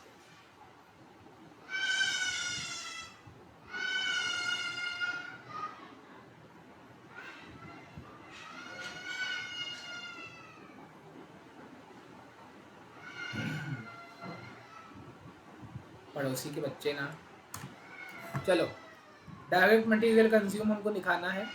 तो मटेरियल आपको दिया हुआ है, रॉ मटेरियल लिखा है ना, 20 रुपीज़ है पर यूनिट। तो मैं भाई 1 यूनिट का है, मतलब 20 रुपये और 20 रुपये, तो 20 रुपये तो 1 यूनिट का है। यहाँ आपने बनाया है 35,000 यूनिट्स, मल्टीप्लाई कर दो। यहाँ आपने बनाया है 50,000 यूनिट्स, मल्टीप्लाई कर दो। अब समझ आया क्यों निकाले थे यूनिट्स? क्योंकि भाई खर्चा है तो उसी के हिसाब से लगेगा ना। 35,000 इंटू 20, 7 लाख, ये एक्चुअल आपका खर्चा है। और ब्रैकेट में आपको ऐसे ही आपको कैलकुलेशन भी दिखाना है। और ये 10 लाख, ठीक है, जैसे मैंने दिखाया ना, प्रेजेंटेशन ऐसा ही होना चाहिए। अमाउंट तो 7 लाख और 10 लाख है, तो कहाँ से आया? यहाँ पे 35,000 इंटू 20, वहाँ पे 50,000 इंटू 20, ऐसे आपको नीचे ही ब्रैकेट में दिखाना है कैलकुलेशन, सभी खर्चों का दिखाना है। अगला है डायरेक्ट लेबर। तो डायरेक्ट लेबर कितना है, शायद 12 था। आइए देखो, डायरेक्ट लेबर 12 रुपये पर यूनिट, तो मल्टीप्लाई करके दिखाएंगे। 12 रुपये इंटू 35,000 यूनिट्स और 12 रुपये इंटू 50,000 यूनिट्स, ठीक है। तो 12 इंटू 35,000, ये आपका हुआ 4,20,000, और 50,000 से मल्टीप्लाई करोगे तो 6 लाख, ठीक। ये आपका लेबर हो गया। उसके बाद डायरेक्ट एक्सपेंस भी दिया हुआ है। डायरेक्ट एक्सपेंस 2 रुपये पर यूनिट, तो इसको भी लिख देते हैं। डायरेक्ट एक्सपेंसेस कितना है, 2 रुपये है पर यूनिट। 2 रुपये इंटू 35,000 यूनिट्स और 2 रुपये इंटू 50,000 यूनिट्स, तो ये हो जाएगा 70,000 और ये हो जाएगा 1 लाख, ठीक। चलो तीनों डायरेक्ट खर्चे आपने दिखा दिया। चलो ऐड कर देते हैं और उसको प्राइम कॉस्ट बोल देते हैं।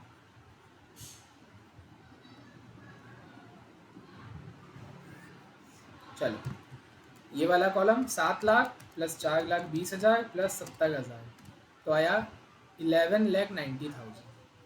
उसको करेंगे 10 लाख प्लस 6 लाख प्लस 1 लाख, 17 लाख, ठीक है। प्राइम कॉस्ट आ गया।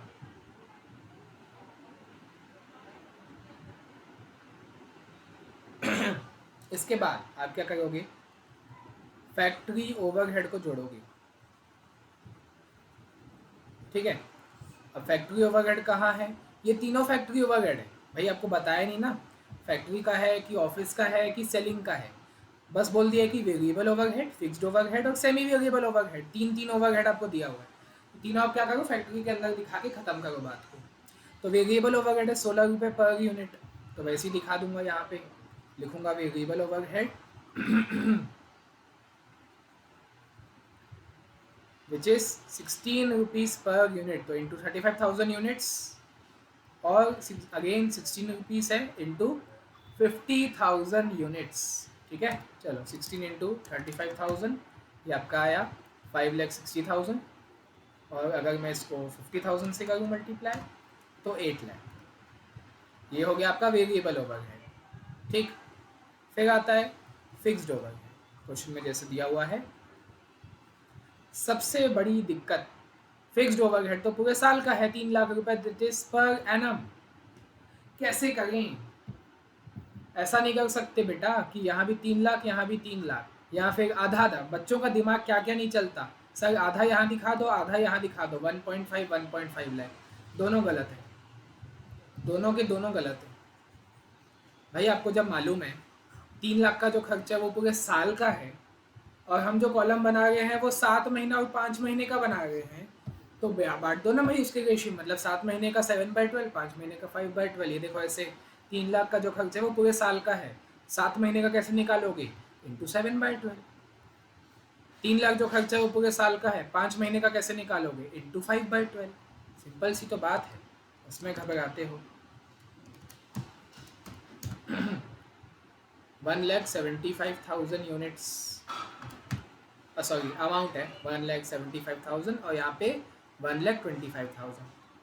दोनों को ऐड कर दो, देख लो वापस से 3 लाख आ जाए। 3 लाख कोई तो बांटे हो, तो ऐड करोगे तो वापस 3 लाख आ जाएगा। ठीक है, फिक्स्ड ओवरहेड अपने टाइम के हिसाब से बांट दिया, 7 महीना, 3 महीना, 5 महीना। ठीक। सेमी वेरिएबल ओवरहेड हमने बताया था कैसे था। तो भाई जब तक आप 50% कैपेसिटी पे काम कर रहे हो, तो पहले के 7 महीना हमने 50% कैपेसिटी पे ही काम किया, तो खर्चा कितना लगेगा? 7,500 पर मंथ। तो मैं यहाँ पे लिख देता हूँ, चलो पहले नाम लिख दूँ, सेमी वेरिएबल ओवरहेड। तो क्वेश्चन में ये बोला था कि जब तक आप 50% कैपेसिटी पे काम करते हो, ये आपको खर्चा लगेगा 7,500 पर मंथ। तो पहले के 7 महीना तो हमने 50% कैपेसिटी पे ही काम किया, तो खर्चा 7,500 ही लगेगा per month, multiplied by 7 months. 7 महीना है ना, तो 7,500 इंटू 7, ये हो गया आपका 52,500। समझ आया?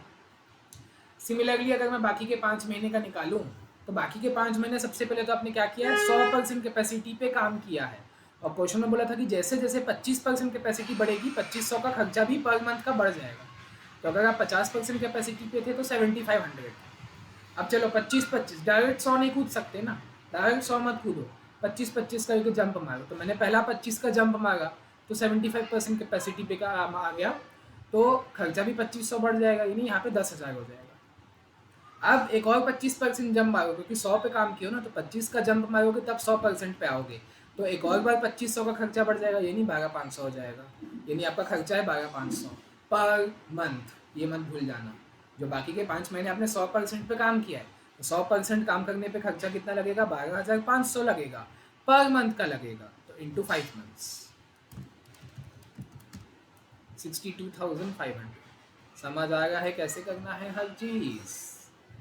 तो आपका ये भी खर्चा हो गया, सब कुछ हो गया। टोटल कॉस्ट निकाल लेंगे ऐड करके, जैसे ही ऐड कर दूँ, प्राइम कॉस्ट में इन तीनों को ऐड कर दूँ। देखो तो अब कॉस्ट शीट का फॉर्मेट नहीं बोल सकते ना, जो दिया है उसके हिसाब से हमने बनाया, जो आया उसको मैं लिखूंगा टोटल कॉस्ट, वो सब नहीं करना।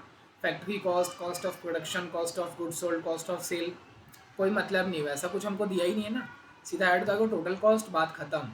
तो 11,90,000 प्लस 5,60,000 प्लस 175 प्लस 52,500, आपका है 19,77,500, एकदम सही, 19,77,500। ठीक। वैसे इसका ऐड कर देते हैं, 17 lakh plus 8 lakh plus 1,25,000 plus 62,500, तो 26,87,500 आ गया, 26,87,500। ठीक। अब इसमें क्या होता है? प्रॉफिट ऐड होता है जनरली, जो कि बैलेंसिंग फिगर आता है, यहाँ पे भी बैलेंसिंग फिगर आएगा, और जैसे ही आप इसको ऐड करोगे तो सेल आ जाता है। ठीक है। अब सेल कैसा होगा? सेल जो आपको पता है ना, सेलिंग प्राइस जो आपको पता है, वो सिर्फ पहले के 7 महीने का पता है। देखो लिखा है यहाँ पे, the selling price for the period from 1 January to 31 July, 7 महीने का आपको सेलिंग प्राइस बस पता है 69 पर यूनिट। ठीक है ना, तो मैं 7 महीने वाले कॉलम में दिखा देता हूँ। सेलिंग प्राइस कितना था? 69 था पर यूनिट, इंटू 35,000 यूनिट्स जितना आपने बनाया है, तो 69 इंटू 35,000 हो जाता है 24,15,000। तो इसका मैं प्रॉफिट भी निकाल सकता हूँ, ये आपका टोटल सेल है, इसमें से मैं टोटल कॉस्ट को माइनस कर देता हूँ, माइनस 19,77,500, तो आपका प्रॉफिट आ गया 4,37,500। ठीक है, समझ आया? अब आपको क्या करना है, देखो ध्यान से देखना, जो बाकी के बचे हुए 5 महीने हैं उसका सेलिंग प्राइस आपको निकालना है।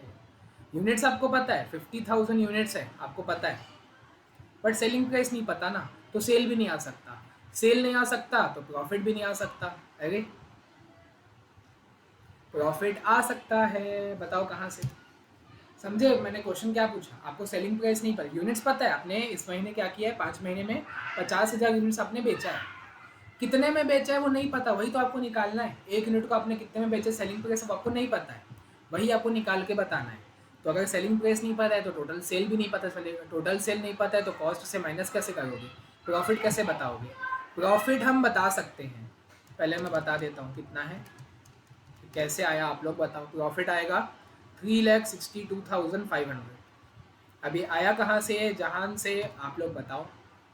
वीडियो को पॉज करो और गेस करो थोड़ा, 2 मिनट के लिए आराम से आत्मा को शांत करो और सोचो कि अब कहाँ से ले आया यश सर ने। भाई एनुअल प्रॉफिट टारगेट दिया हुआ था 8 लाख, ये देखो आपको सेलिंग प्राइस निकालना है और सेलिंग प्राइस ऐसा होना चाहिए to meet its annual profit target of 8 lakh, यानी साल भर का। देखो ध्यान से देखो, ये जो अमाउंट है वो 7 महीने का है और ये जो होना चाहिए वो 5 महीने का रहेगा। तो साल साल तो हो गया ना, साल में कितने महीने होते हैं, 12 महीने, तो 12 महीने का जो प्रॉफिट है वो 8 लाख है, प्रॉफिट का टारगेट वो क्वेश्चन में दे दिया है। तो उस 8 लाख में से पहले के 7 महीने में आपने 437,500 कमा लिया है, तो माइनस कर दो, जो बचा हुआ प्रॉफिट है वो आपको बाकी के 5 महीने में एनी हाउ कमाना है। तो मैंने यहीं से लाया, ये जो अमाउंट लाया इस साल का, मतलब ये जो 5 महीने का जो प्रॉफिट है, ये मैंने ऐसे लाया, जानबूझ के मैंने स्पेस भी छोड़ा कैलकुलेशन दिखाने के लिए कि 8 लाख का जो प्रॉफिट है वो आपको साल भर में कमाना है, जिसमें से आप 7 महीने बीत चुके हैं, जिसमें आपने 437,500 का प्रॉफिट कमा दिया है। तो अब बचा हुआ 362,500 आपको कमाना है प्रॉफिट। कॉस्ट प्लस प्रॉफिट कर दो, आपका सेल आ जाएगा। 26,87,500 की कॉस्ट है प्लस 362,500 का प्रॉफिट है, तो आपका टोटल सेल आ गया 30,50,000। अब अगर आपको सेलिंग प्राइस चाहिए तो 50,000 यूनिट्स आप बनाए हो, उससे डिवाइड कर दो, डिवाइडेड बाई 50,000, सेलिंग प्राइस आ गया 61 रुपीज़। एकदम मक्खन, क्वेश्चन खत्म। समझ आया? मेन आपको सेलिंग प्राइस निकालना था। तो यहाँ पे एक बार लिख के भी दिखा देना कि सेलिंग प्राइस इक्वल्स टू 30,50,000, और वो कहाँ से आया आपको मालूम है, डिवाइडेड बाई 50,000 यूनिट्स, वो भी आपको मालूम है। मतलब जो फाइनल आंसर होता है ना उसको ऐसे एक बार अलग से बताना पड़ता है। वो तो हमने कॉल शीट में दिखाई दिया, बट कॉल शीट एक अलग चीज़ हो जाता है, वो ब्रैकेट में दिखाया हो ना अलग से कैलकुलेशन। जो फाइनल आंसर जो क्वेश्चन में पूछा ना, क्वेश्चन में सेलिंग प्राइस पूछा है, क्वेश्चन में बोला है you are required to suggest the selling price per unit from the period from 1 August to 31 December, कि इन 5 महीनों का सेलिंग प्राइस क्या होगा। मेन क्वेश्चन में वो पूछा है, तो आपको क्या करना है, जो मेन क्वेश्चन पूछता है उसको अलग से भी ऐसे इस तरीके से आपको शो करना पड़ता है। कॉल शीट में दिखा दियो अलग बात है, यहाँ भी दिखा दो। क्वेश्चन खत्म हो गया, ठीक है, आसान था, बहुत आसान था। चलो आगे आते हैं इस चैप्टर का लास्ट क्वेश्चन, क्वेश्चन नंबर 9। तो फिर से बाजू में जगह ले आते हैं।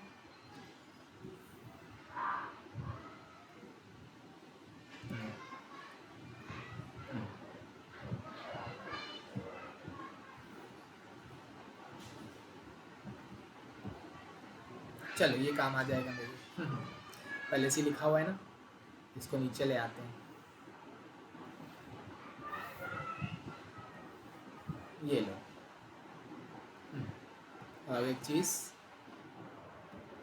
ये लो, हो गया। चलो क्वेश्चन पढ़ते हैं, क्या क्या लिखता है देखते हैं। देखो, the following are the costing records for the year 2021। कितनी गलती है ना मॉड्यूल में, ये मैंने पहले से मेरे को याद था, पहले से पकड़ के बैठा हूँ, याद है मेरे को। तो ये आपका क्या है, 2021 का है, ठीक है। जो अभी आपको कॉस्ट का डेटा वो दिया हुआ है, बोले ना the following are the costing records, तो ये जो कॉस्टिंग रिकॉर्ड्स है ये आपको 2021 का दिया हुआ है, ठीक है। तो मैं इसलिए देखो मैंने यहाँ पे भी क्या कर दिया है, cost sheet for the year ended 31 दिसंबर 2021, ये 21 का डेटा है। तो चलो मैं एक बार फॉर्मेट बना देता हूँ, जो जो खर्चा होगा उसमें दिखाते जाऊँगा लाइन से, पर्टिकुलर्स लिख देता हूँ और अमाउंट लिख देता हूँ और 2 लाइन बना देता हूँ। चलो सबसे पहला खर्चा direct material consume.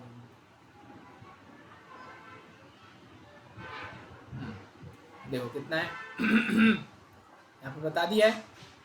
Cost of raw material 2 lakh, ठीक है। प्रोडक्शन आपको बता दिया है, आपने 2021 में कितना प्रोडक्शन किया है, 10,000 यूनिट्स का प्रोडक्शन किया है, जिसमें रॉ मटेरियल खर्चा लगा है 2 लाख रुपये। तो मैं यहाँ पे लिख देता हूँ 2 लाख। अगला होता है डायरेक्ट लेबर, तो वो है 1,20,000। Direct labour is 1,20,000। अच्छा क्वेश्चन, अच्छा मेरे को अभी याद आया, क्वेश्चन में जहाँ पे भी बोलते हैं ना पर यूनिट बनाओ बताओ, तो आप डिवाइड कर दिया करो। यहाँ पे बोला है क्या, अरे क्या हो रहा है, 8th वाले में कुछ बोला था क्या, नहीं बोला था।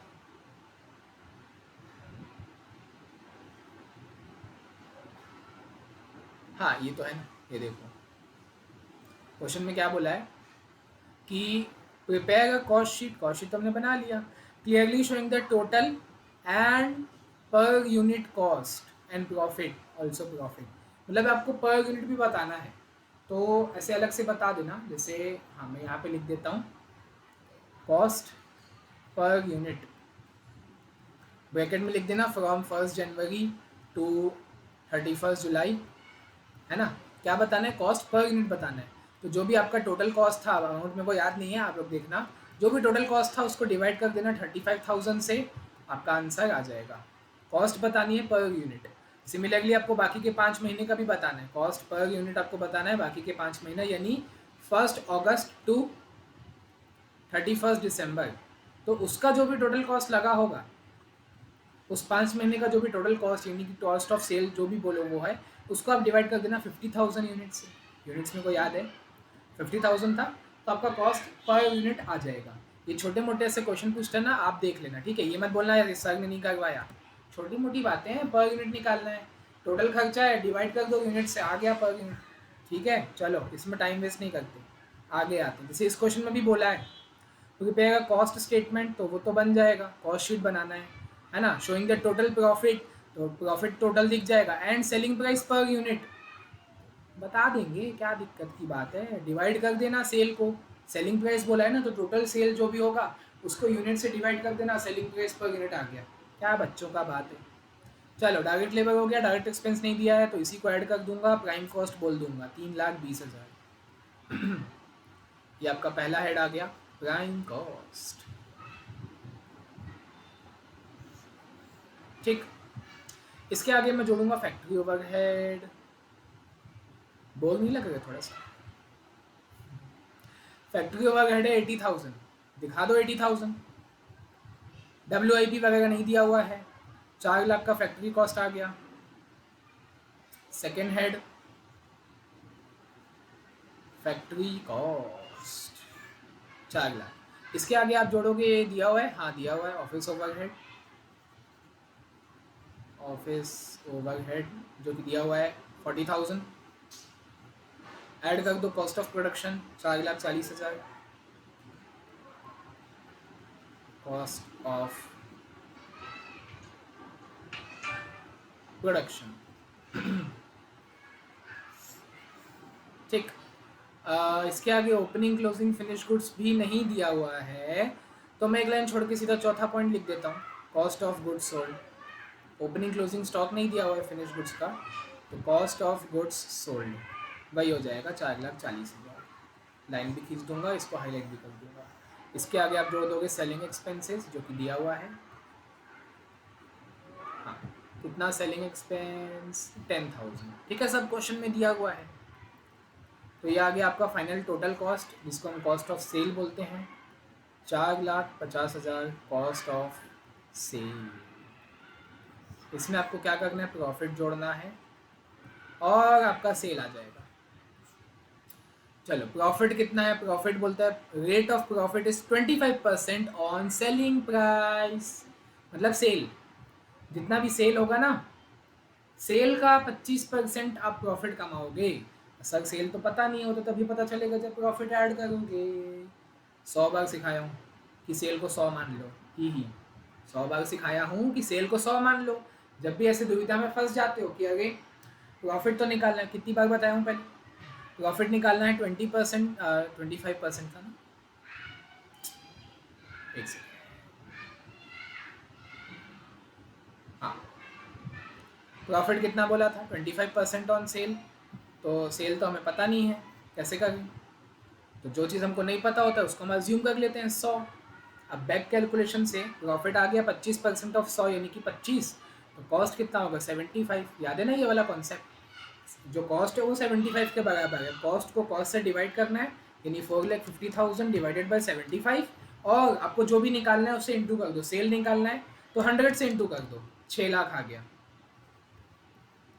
अब मैं फिर से डिवाइड करता हूँ, देखो कैलकुलेटर वापस 0 आ गया, फिर से देखो कॉस्ट को कॉस्ट से डिवाइड करूंगा, 4,50,000 डिवाइडेड बाई 75, जो निकालना है उससे मल्टीप्लाई करूंगा, प्रॉफिट निकालना है तो 25 से मल्टीप्लाई करूंगा इंटू 25, आपका आ गया 1,50,000।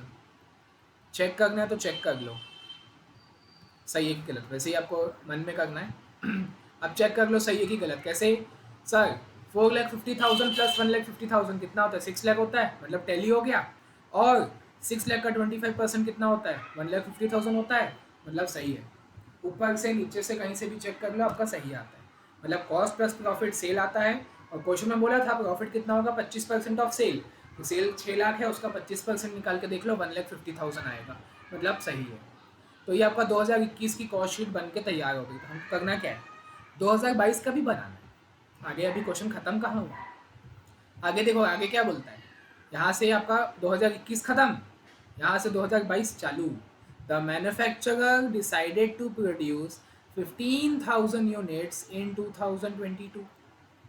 अगला साल 2022 आप चाहते हो कि 15,000 यूनिट्स आप बनाओ, ठीक है, और उसमें क्या होगा देखो साल आगे आ गया तो महंगाई भी आगे आएगी, महंगाई भी थोड़ी सी बढ़ जाएगी, तो बोलता है it is estimated that the cost of raw material will increase by 20%, material का खर्चा 20% बढ़ेगा। The labour cost will increase by 10%, labour आपका 10% से बढ़ेगा, ठीक है। फिर मेन चीज़ बताया और कि 50% of the overhead charges are fixed and other 50% are variable. अच्छा कौन सा ओवरहेड नहीं बताया भाई, कौन सा ओवरहेड, ये तो समझ आ गया कि जो ओवरहेड है उसका 50% फिक्स्ड होगा, बाकी का 50% वेरिएबल होगा, पर कौन सा overhead, factory overhead, office and administration overhead, या सेलिंग एंड डिस्ट्रीब्यूशन ओवरहेड, किसका 50% फिक्स्ड किसका 50% variable.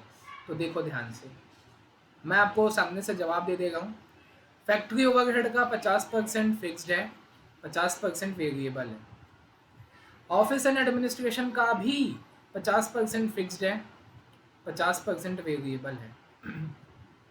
Selling and distribution, selling and distribution 100% variable है। सर फिर से आप अपने मन से कुछ भी कुछ बोल रहे हो, क्वेश्चन में क्या आगे देखो आगे क्या बोलता है क्वेश्चन में, सेलिंग का आपको अलग से जानकारी दी हुई है, आगे पढ़ो, बोलता है द सेलिंग एक्सपेंसेस, यानी वही हो गया ना selling and distribution overhead per unit will reduced by 20%। वो तो मैं कर लूँगा भाई, 20% से रिड्यूस हो गया वो तो बाद की बात है, ये कैसे पता चला कि वेरिएबल है, क्योंकि इसकी जानकारी आपको अलग से दी हुई है। ये लॉजिक आपको बहुत अच्छे से माइंड में बिठाना पड़ेगा, ठीक है। क्वेश्चन में आई, क्वेश्चन में जो दिया हुआ है जिसके लिए दिया हुआ है उसी के लिए दिया हुआ है, अगर कोई जानकारी आपको अलग से बताया एक्सक्लूसिवली कि ये इसकी जानकारी है तो वो उसमें लागू नहीं होता। जैसे क्वेश्चन में क्या बोला, क्वेश्चन में ये बोला कि जो ओवरहेड चार्जेस है, देखो बोलता है 50% of the overhead charges are fixed, मतलब जो ओवरहेड है उसका 50% फिक्स्ड है और बाकी का 50% वेरिएबल है। तो भाई ओवरहेड, ओवरहेड बोल के छोड़ दिया, ओवरहेड तो 3 होते हैं, किस किस का करूँ 50 फिक्स्ड और 50 वेरिएबल, तो देखो लॉजिकली मतलब बेसिकली सभी का होगा, फैक्ट्री ओवरहेड का भी 50-50 होगा, ऑफिस का भी 50-50 होगा, सेलिंग का भी 50-50 होता, पर क्योंकि अब सेलिंग का आपको अलग से इन्फॉर्मेशन दी हुई है एक्सक्लूसिवली, सिर्फ सेलिंग के लिए अलग से दिया हुआ कि पर यूनिट रिड्यूस हो जाएगा 20%, मतलब ये जो नियम है ना 50-50 वाला, ये इसमें लागू नहीं होगा, मतलब ये अलग से है, पूरा 100% वेरिएबल है, और उसमें को मैं 20% कम कर दूंगा जाके। तो ये था लॉजिक, समझे। तो सॉल्व भी ऐसे ही करेंगे, चलो इसको मिटाता नहीं हूँ, आप लोग के लिए काम आएगा। अभी क्वेश्चन बनाएंगे ना, 2022 का कॉस्ट शीट बनाना है और उसका प्रॉफिट निकाल के बताना है। अच्छा आगे क्या बोलता है, the rate of profit will remain the same, मतलब ये जो रेट ऑफ प्रॉफिट था ना, ये देखो 25% ऑन सेल, तो वो अभी भी 25% ऑन सेल ही रहेगा। अमाउंट चेंज हो जाएगा क्योंकि सेल भी चेंज होगा, कॉस्ट भी चेंज होगा, तो अमाउंट तो चेंज होगा, रेट की बात कर रहे हैं, रेट मतलब परसेंटेज। पहले भी था 25% ऑन सेलिंग प्राइस, अभी भी रहेगा 25% ऑन सेलिंग प्राइस। ठीक है, चलो 2022 की कॉस्ट शीट हमको बनानी है, तो ठीक है अलग से ही बना देते हैं, अलग से ही बनेगी क्योंकि कैलकुलेशन यहाँ पे वो काम नहीं हो सकता। आप लोग के मन में डाउट आएगा सर ये 2021 का कॉलम है, ये तो बाजू में 2022 का बना देते हैं साथ साथ में। अभी नहीं, क्योंकि देखो कैलकुलेशन दिखाओगे ना थोड़ा हौच पौच हो जाएगा, तो बेटर है अलग ही दिखाओ, मतलब दोनों कॉस्ट शीट अलग अलग बनाओ। तो मैं यहाँ बना देता हूँ, अब मैं जादू भी करूँगा।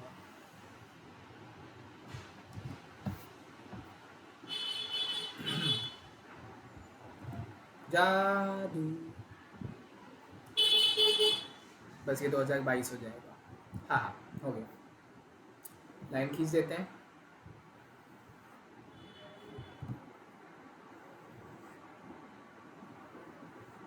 ठीक है, खर्चे चालू करते हैं। सबसे पहला डायरेक्ट मटेरियल कंज्यूम्ड।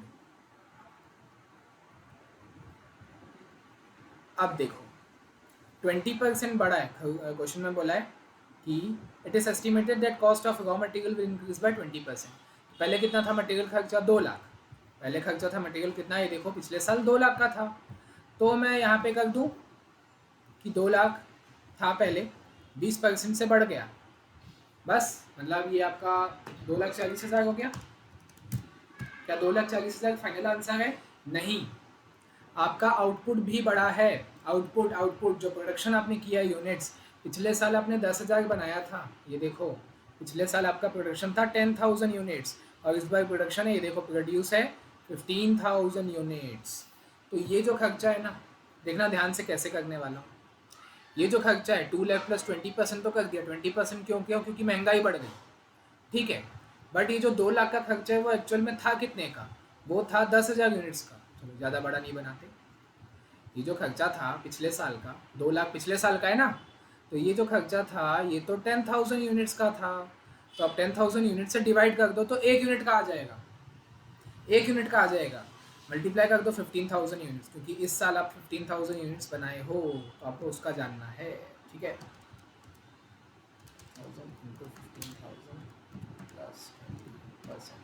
3,60,000।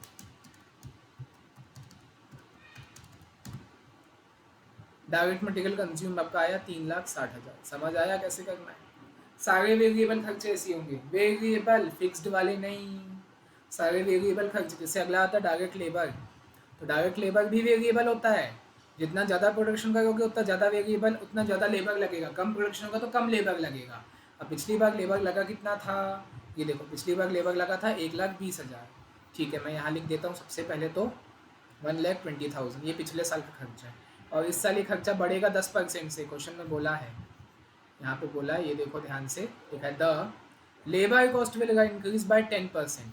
लेबर जो है वो 10% से बढ़ेगा प्लस 10%। और लेबर है भाई, यूनिट्स के हिसाब से पैसा लेते हैं, तो divided by 10,000 units into 15,000 units. ठीक है, बहुत इंटरेस्टिंग होता है कॉस्ट, तो सबको समझ क्वेश्चन समझ आना चाहिए। तो 120 प्लस 10% डिवाइडेड बाई 10,000 इंटू 15,000, 1,98,000। ठीक है, अगर किसी को डाउट है तो बिल्कुल बेझिझक पूछ सकते हैं नीचे कमेंट में, और कैसे पूछो। चलो डायरेक्ट एक्सपेंस तो दिया नहीं था, इन दोनों को ही ऐड कर देता हूँ, आपका प्राइम कॉस्ट आ जाएगा पहला।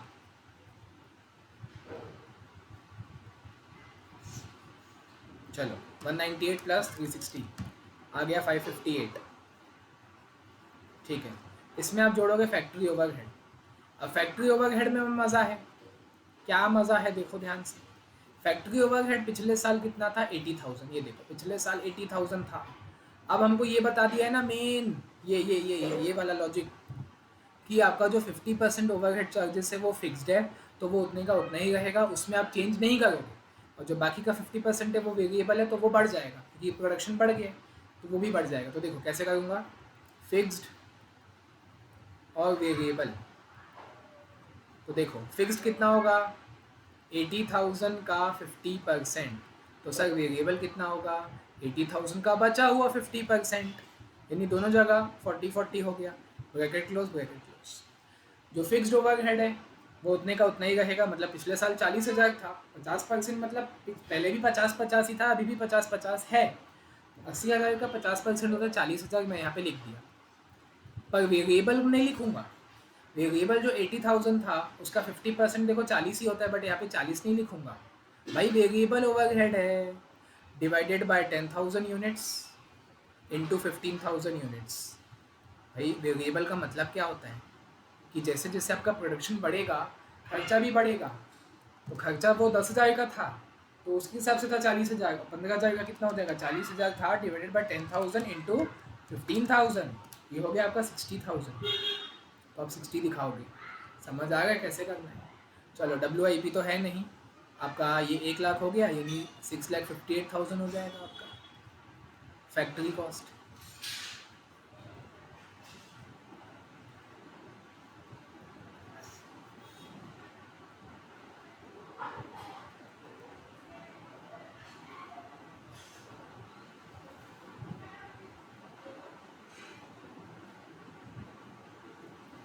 चलो फैक्ट्री कॉस्ट हो गया 6,58,000, इसके आगे आप क्या करोगे, ऑफिस ओवरहेड जोड़ोगे, तो ऑफिस ओवरहेड में भी ऐसे ही होगा, 50-50% बांटेंगे। ऑफिस ओवरहेड पिछले साल कितना लगा था, ये देखो ऑफिस ओवरहेड लगा था पिछले साल आपका 40,000, इसमें भी 50-50 का लोचा होगा, फिक्स्ड और वेरिएबल 50-50%, फिक्स्ड एंड वेरिएबल। तो फिक्स्ड कितना होगा 40,000 का 50%, तो वेरिएबल कितना होगा 40,000 का अदर 50% बचा हुआ, पर वेरिएबल है तो क्या होगा डिवाइडेड बाय 10,000 इंटू, ठीक है जगह मैनेज कर लेना 15,000। हाँ फिक्स्ड उतना ही रहेगा, फिक्स था ना 20,000 तो वो 20,000 ही रहेगा, बट जो ये है वो 30,000 हो जाएगा, डिवाइड बाय 10 इंटू 15 30,000, ठीक है मतलब 50,000 आपने जोड़ दिया 7,08,000, मतलब देखो 658 था +20 +30 7,08,000, ये क्या हो गया आपका cost of production, third stage cost of production. ठीक, ओपनिंग क्लोजिंग फिनिश गुड्स तो है नहीं तो जाने दो, फोर्थ स्टेज लिख दो cost of goods sold, same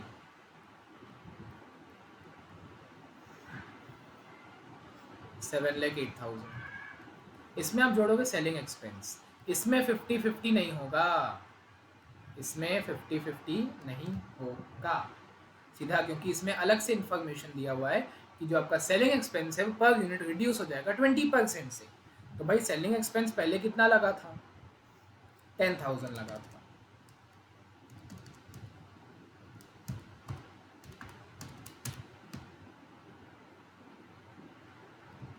हाँ सेलिंग एक्सपेंस पहले कितना लगा था 10,000, मैंने यहाँ लिख दिया 10,000। अब आप लोग जवाब दो हाँ या ना, बिल्कुल जवाब दो हाँ या ना। पिछले साल सेलिंग एक्सपेंस लगा था 10,000, अभी क्या बोला है कि 20% से रिड्यूस हो जाएगा, मतलब क्या मैं इसको -20% कर दूं, हाँ -20% तो होगा, बिल्कुल होगा भाई, क्वेश्चन में बोला है। और मैंने आपको एक चीज़ सिखाई थी 2 मिनट पहले कि यहाँ पे फिक्स्ड और वेरिएबल वाला लोचा नहीं है, तो बाय डिफ़ॉल्ट आप क्या मानोगे पूरा खर्चा जो है वो वेरिएबल है, तो 10,000 -20% तो होगा क्योंकि रिड्यूस हो रहा है। इसके अलावा ये जो खर्चा था अगेन वही, ये पूरा खर्चा 10,000 यूनिट्स का था, तो इंटू 15,000 यूनिट्स का कितना हो जाएगा वो आंसर आपका आ जाएगा। समझ आ गया कैसे चलना है, ठीक है। पिछले साल का खर्चा 10,000 था, यहाँ पे दिया हुआ है सेलिंग एक्सपेंस है 10,000 है, नीचे बोलता है selling expenses per unit will be reduce by 20%, 20% से मैंने माइनस किया तो 8,000 आया, तो वो तो पुराना वाले के यूनिट्स के हिसाब से ना, वो 10,000 यूनिट्स के हिसाब से है, तो मैंने 10,000 से डिवाइड किया, 1 यूनिट का आ गया और मल्टीप्लाइड बाय 15,000 यूनिट्स, तो 15,000 का आ गया अमाउंट 12,000, ऐड करोगे 7,20,000, this is your 5th point, last point, cost of sales. इसमें आप प्रॉफिट जोड़ोगे, हाँ बिल्कुल, तो सेल आ जाएगा, हाँ बिल्कुल। क्वेश्चन में बोला था the rate of profit will be same. जो रेट ऑफ प्रॉफिट है, रेट ऑफ प्रॉफिट मतलब 25% ऑन सेलिंग प्राइस, याद है ना। रेट ऑफ प्रॉफिट कितना था, 25% ऑन सेलिंग प्राइस, वो सेम रहेगा, मतलब 25% ऑन सेलिंग प्राइस मतलब सेल। तो सेल तो आपको पता नहीं है, तो मैंने आपको 100 बार सिखाया है कि नहीं पता है तो सेल को 100 मान लो। 25% प्रॉफिट है मतलब 25, मतलब कॉस्ट हो गया 75। तो ये जो अब कर दो कॉस्ट को कॉस्ट से डिवाइड, 7,20,000 डिवाइडेड बाई 75, मेरे को सेल निकालना है इंटू 100, 9,60,000। ठीक है, फिर से डिवाइड करूँगा, फिर से पूरा क्लियर कर दो, जीरो ला दो कैलकुलेटर में, फिर से कॉस्ट को कॉस्ट से divide, 7,20,000 divide by 75 into profit निकालना है तो मैं 25 से मल्टीप्लाई करूँगा, 2,40,000। और अब इसको मिटा दूंगा क्योंकि ये तो आपको मन में करना है। अब आप चेक कर सकते हो, 720 प्लस 240 करके देख लो, 960 आएगा, और 960 का 25% निकाल लो, प्रॉफिट 240 आएगा। मतलब बताए ना, नीचे से ऊपर, ऊपर से नीचे, कहीं से भी चेक कर लो, आपका आंसर सही है। पूरा क्वेश्चन खत्म है, चैप्टर ही खत्म है, कॉस्ट शीट पहला चैप्टर ही खत्म। अगला चैप्टर हम लोग मटेरियल चालू करेंगे, बहुत मज़ा आएगा, फॉर्मूले वाला चैप्टर है, इंटरेस्टिंग। आपका 7 मार्क्स का क्वेश्चन उससे आता ही है, मटेरियल चैप्टर से। कॉस्ट शीट हमारा खत्म हो गया है। कॉस्ट शीट में अगर किसी को कोई डाउट है, बेझिझक, आप लोग को मालूम है कैसे पूछना है, ठीक है। चलो, कॉस्ट शीट यहाँ पे ख़त्म। कोई भी डाउट रहेगा बिल्कुल, बार बार वही मेरे मुंह से निकलता है, बिल्कुल पूछ सकते हो कैसे भी, ठीक। कॉस्ट शीट खत्म है, अगला चैप्टर हम लोग चालू करेंगे मटेरियल।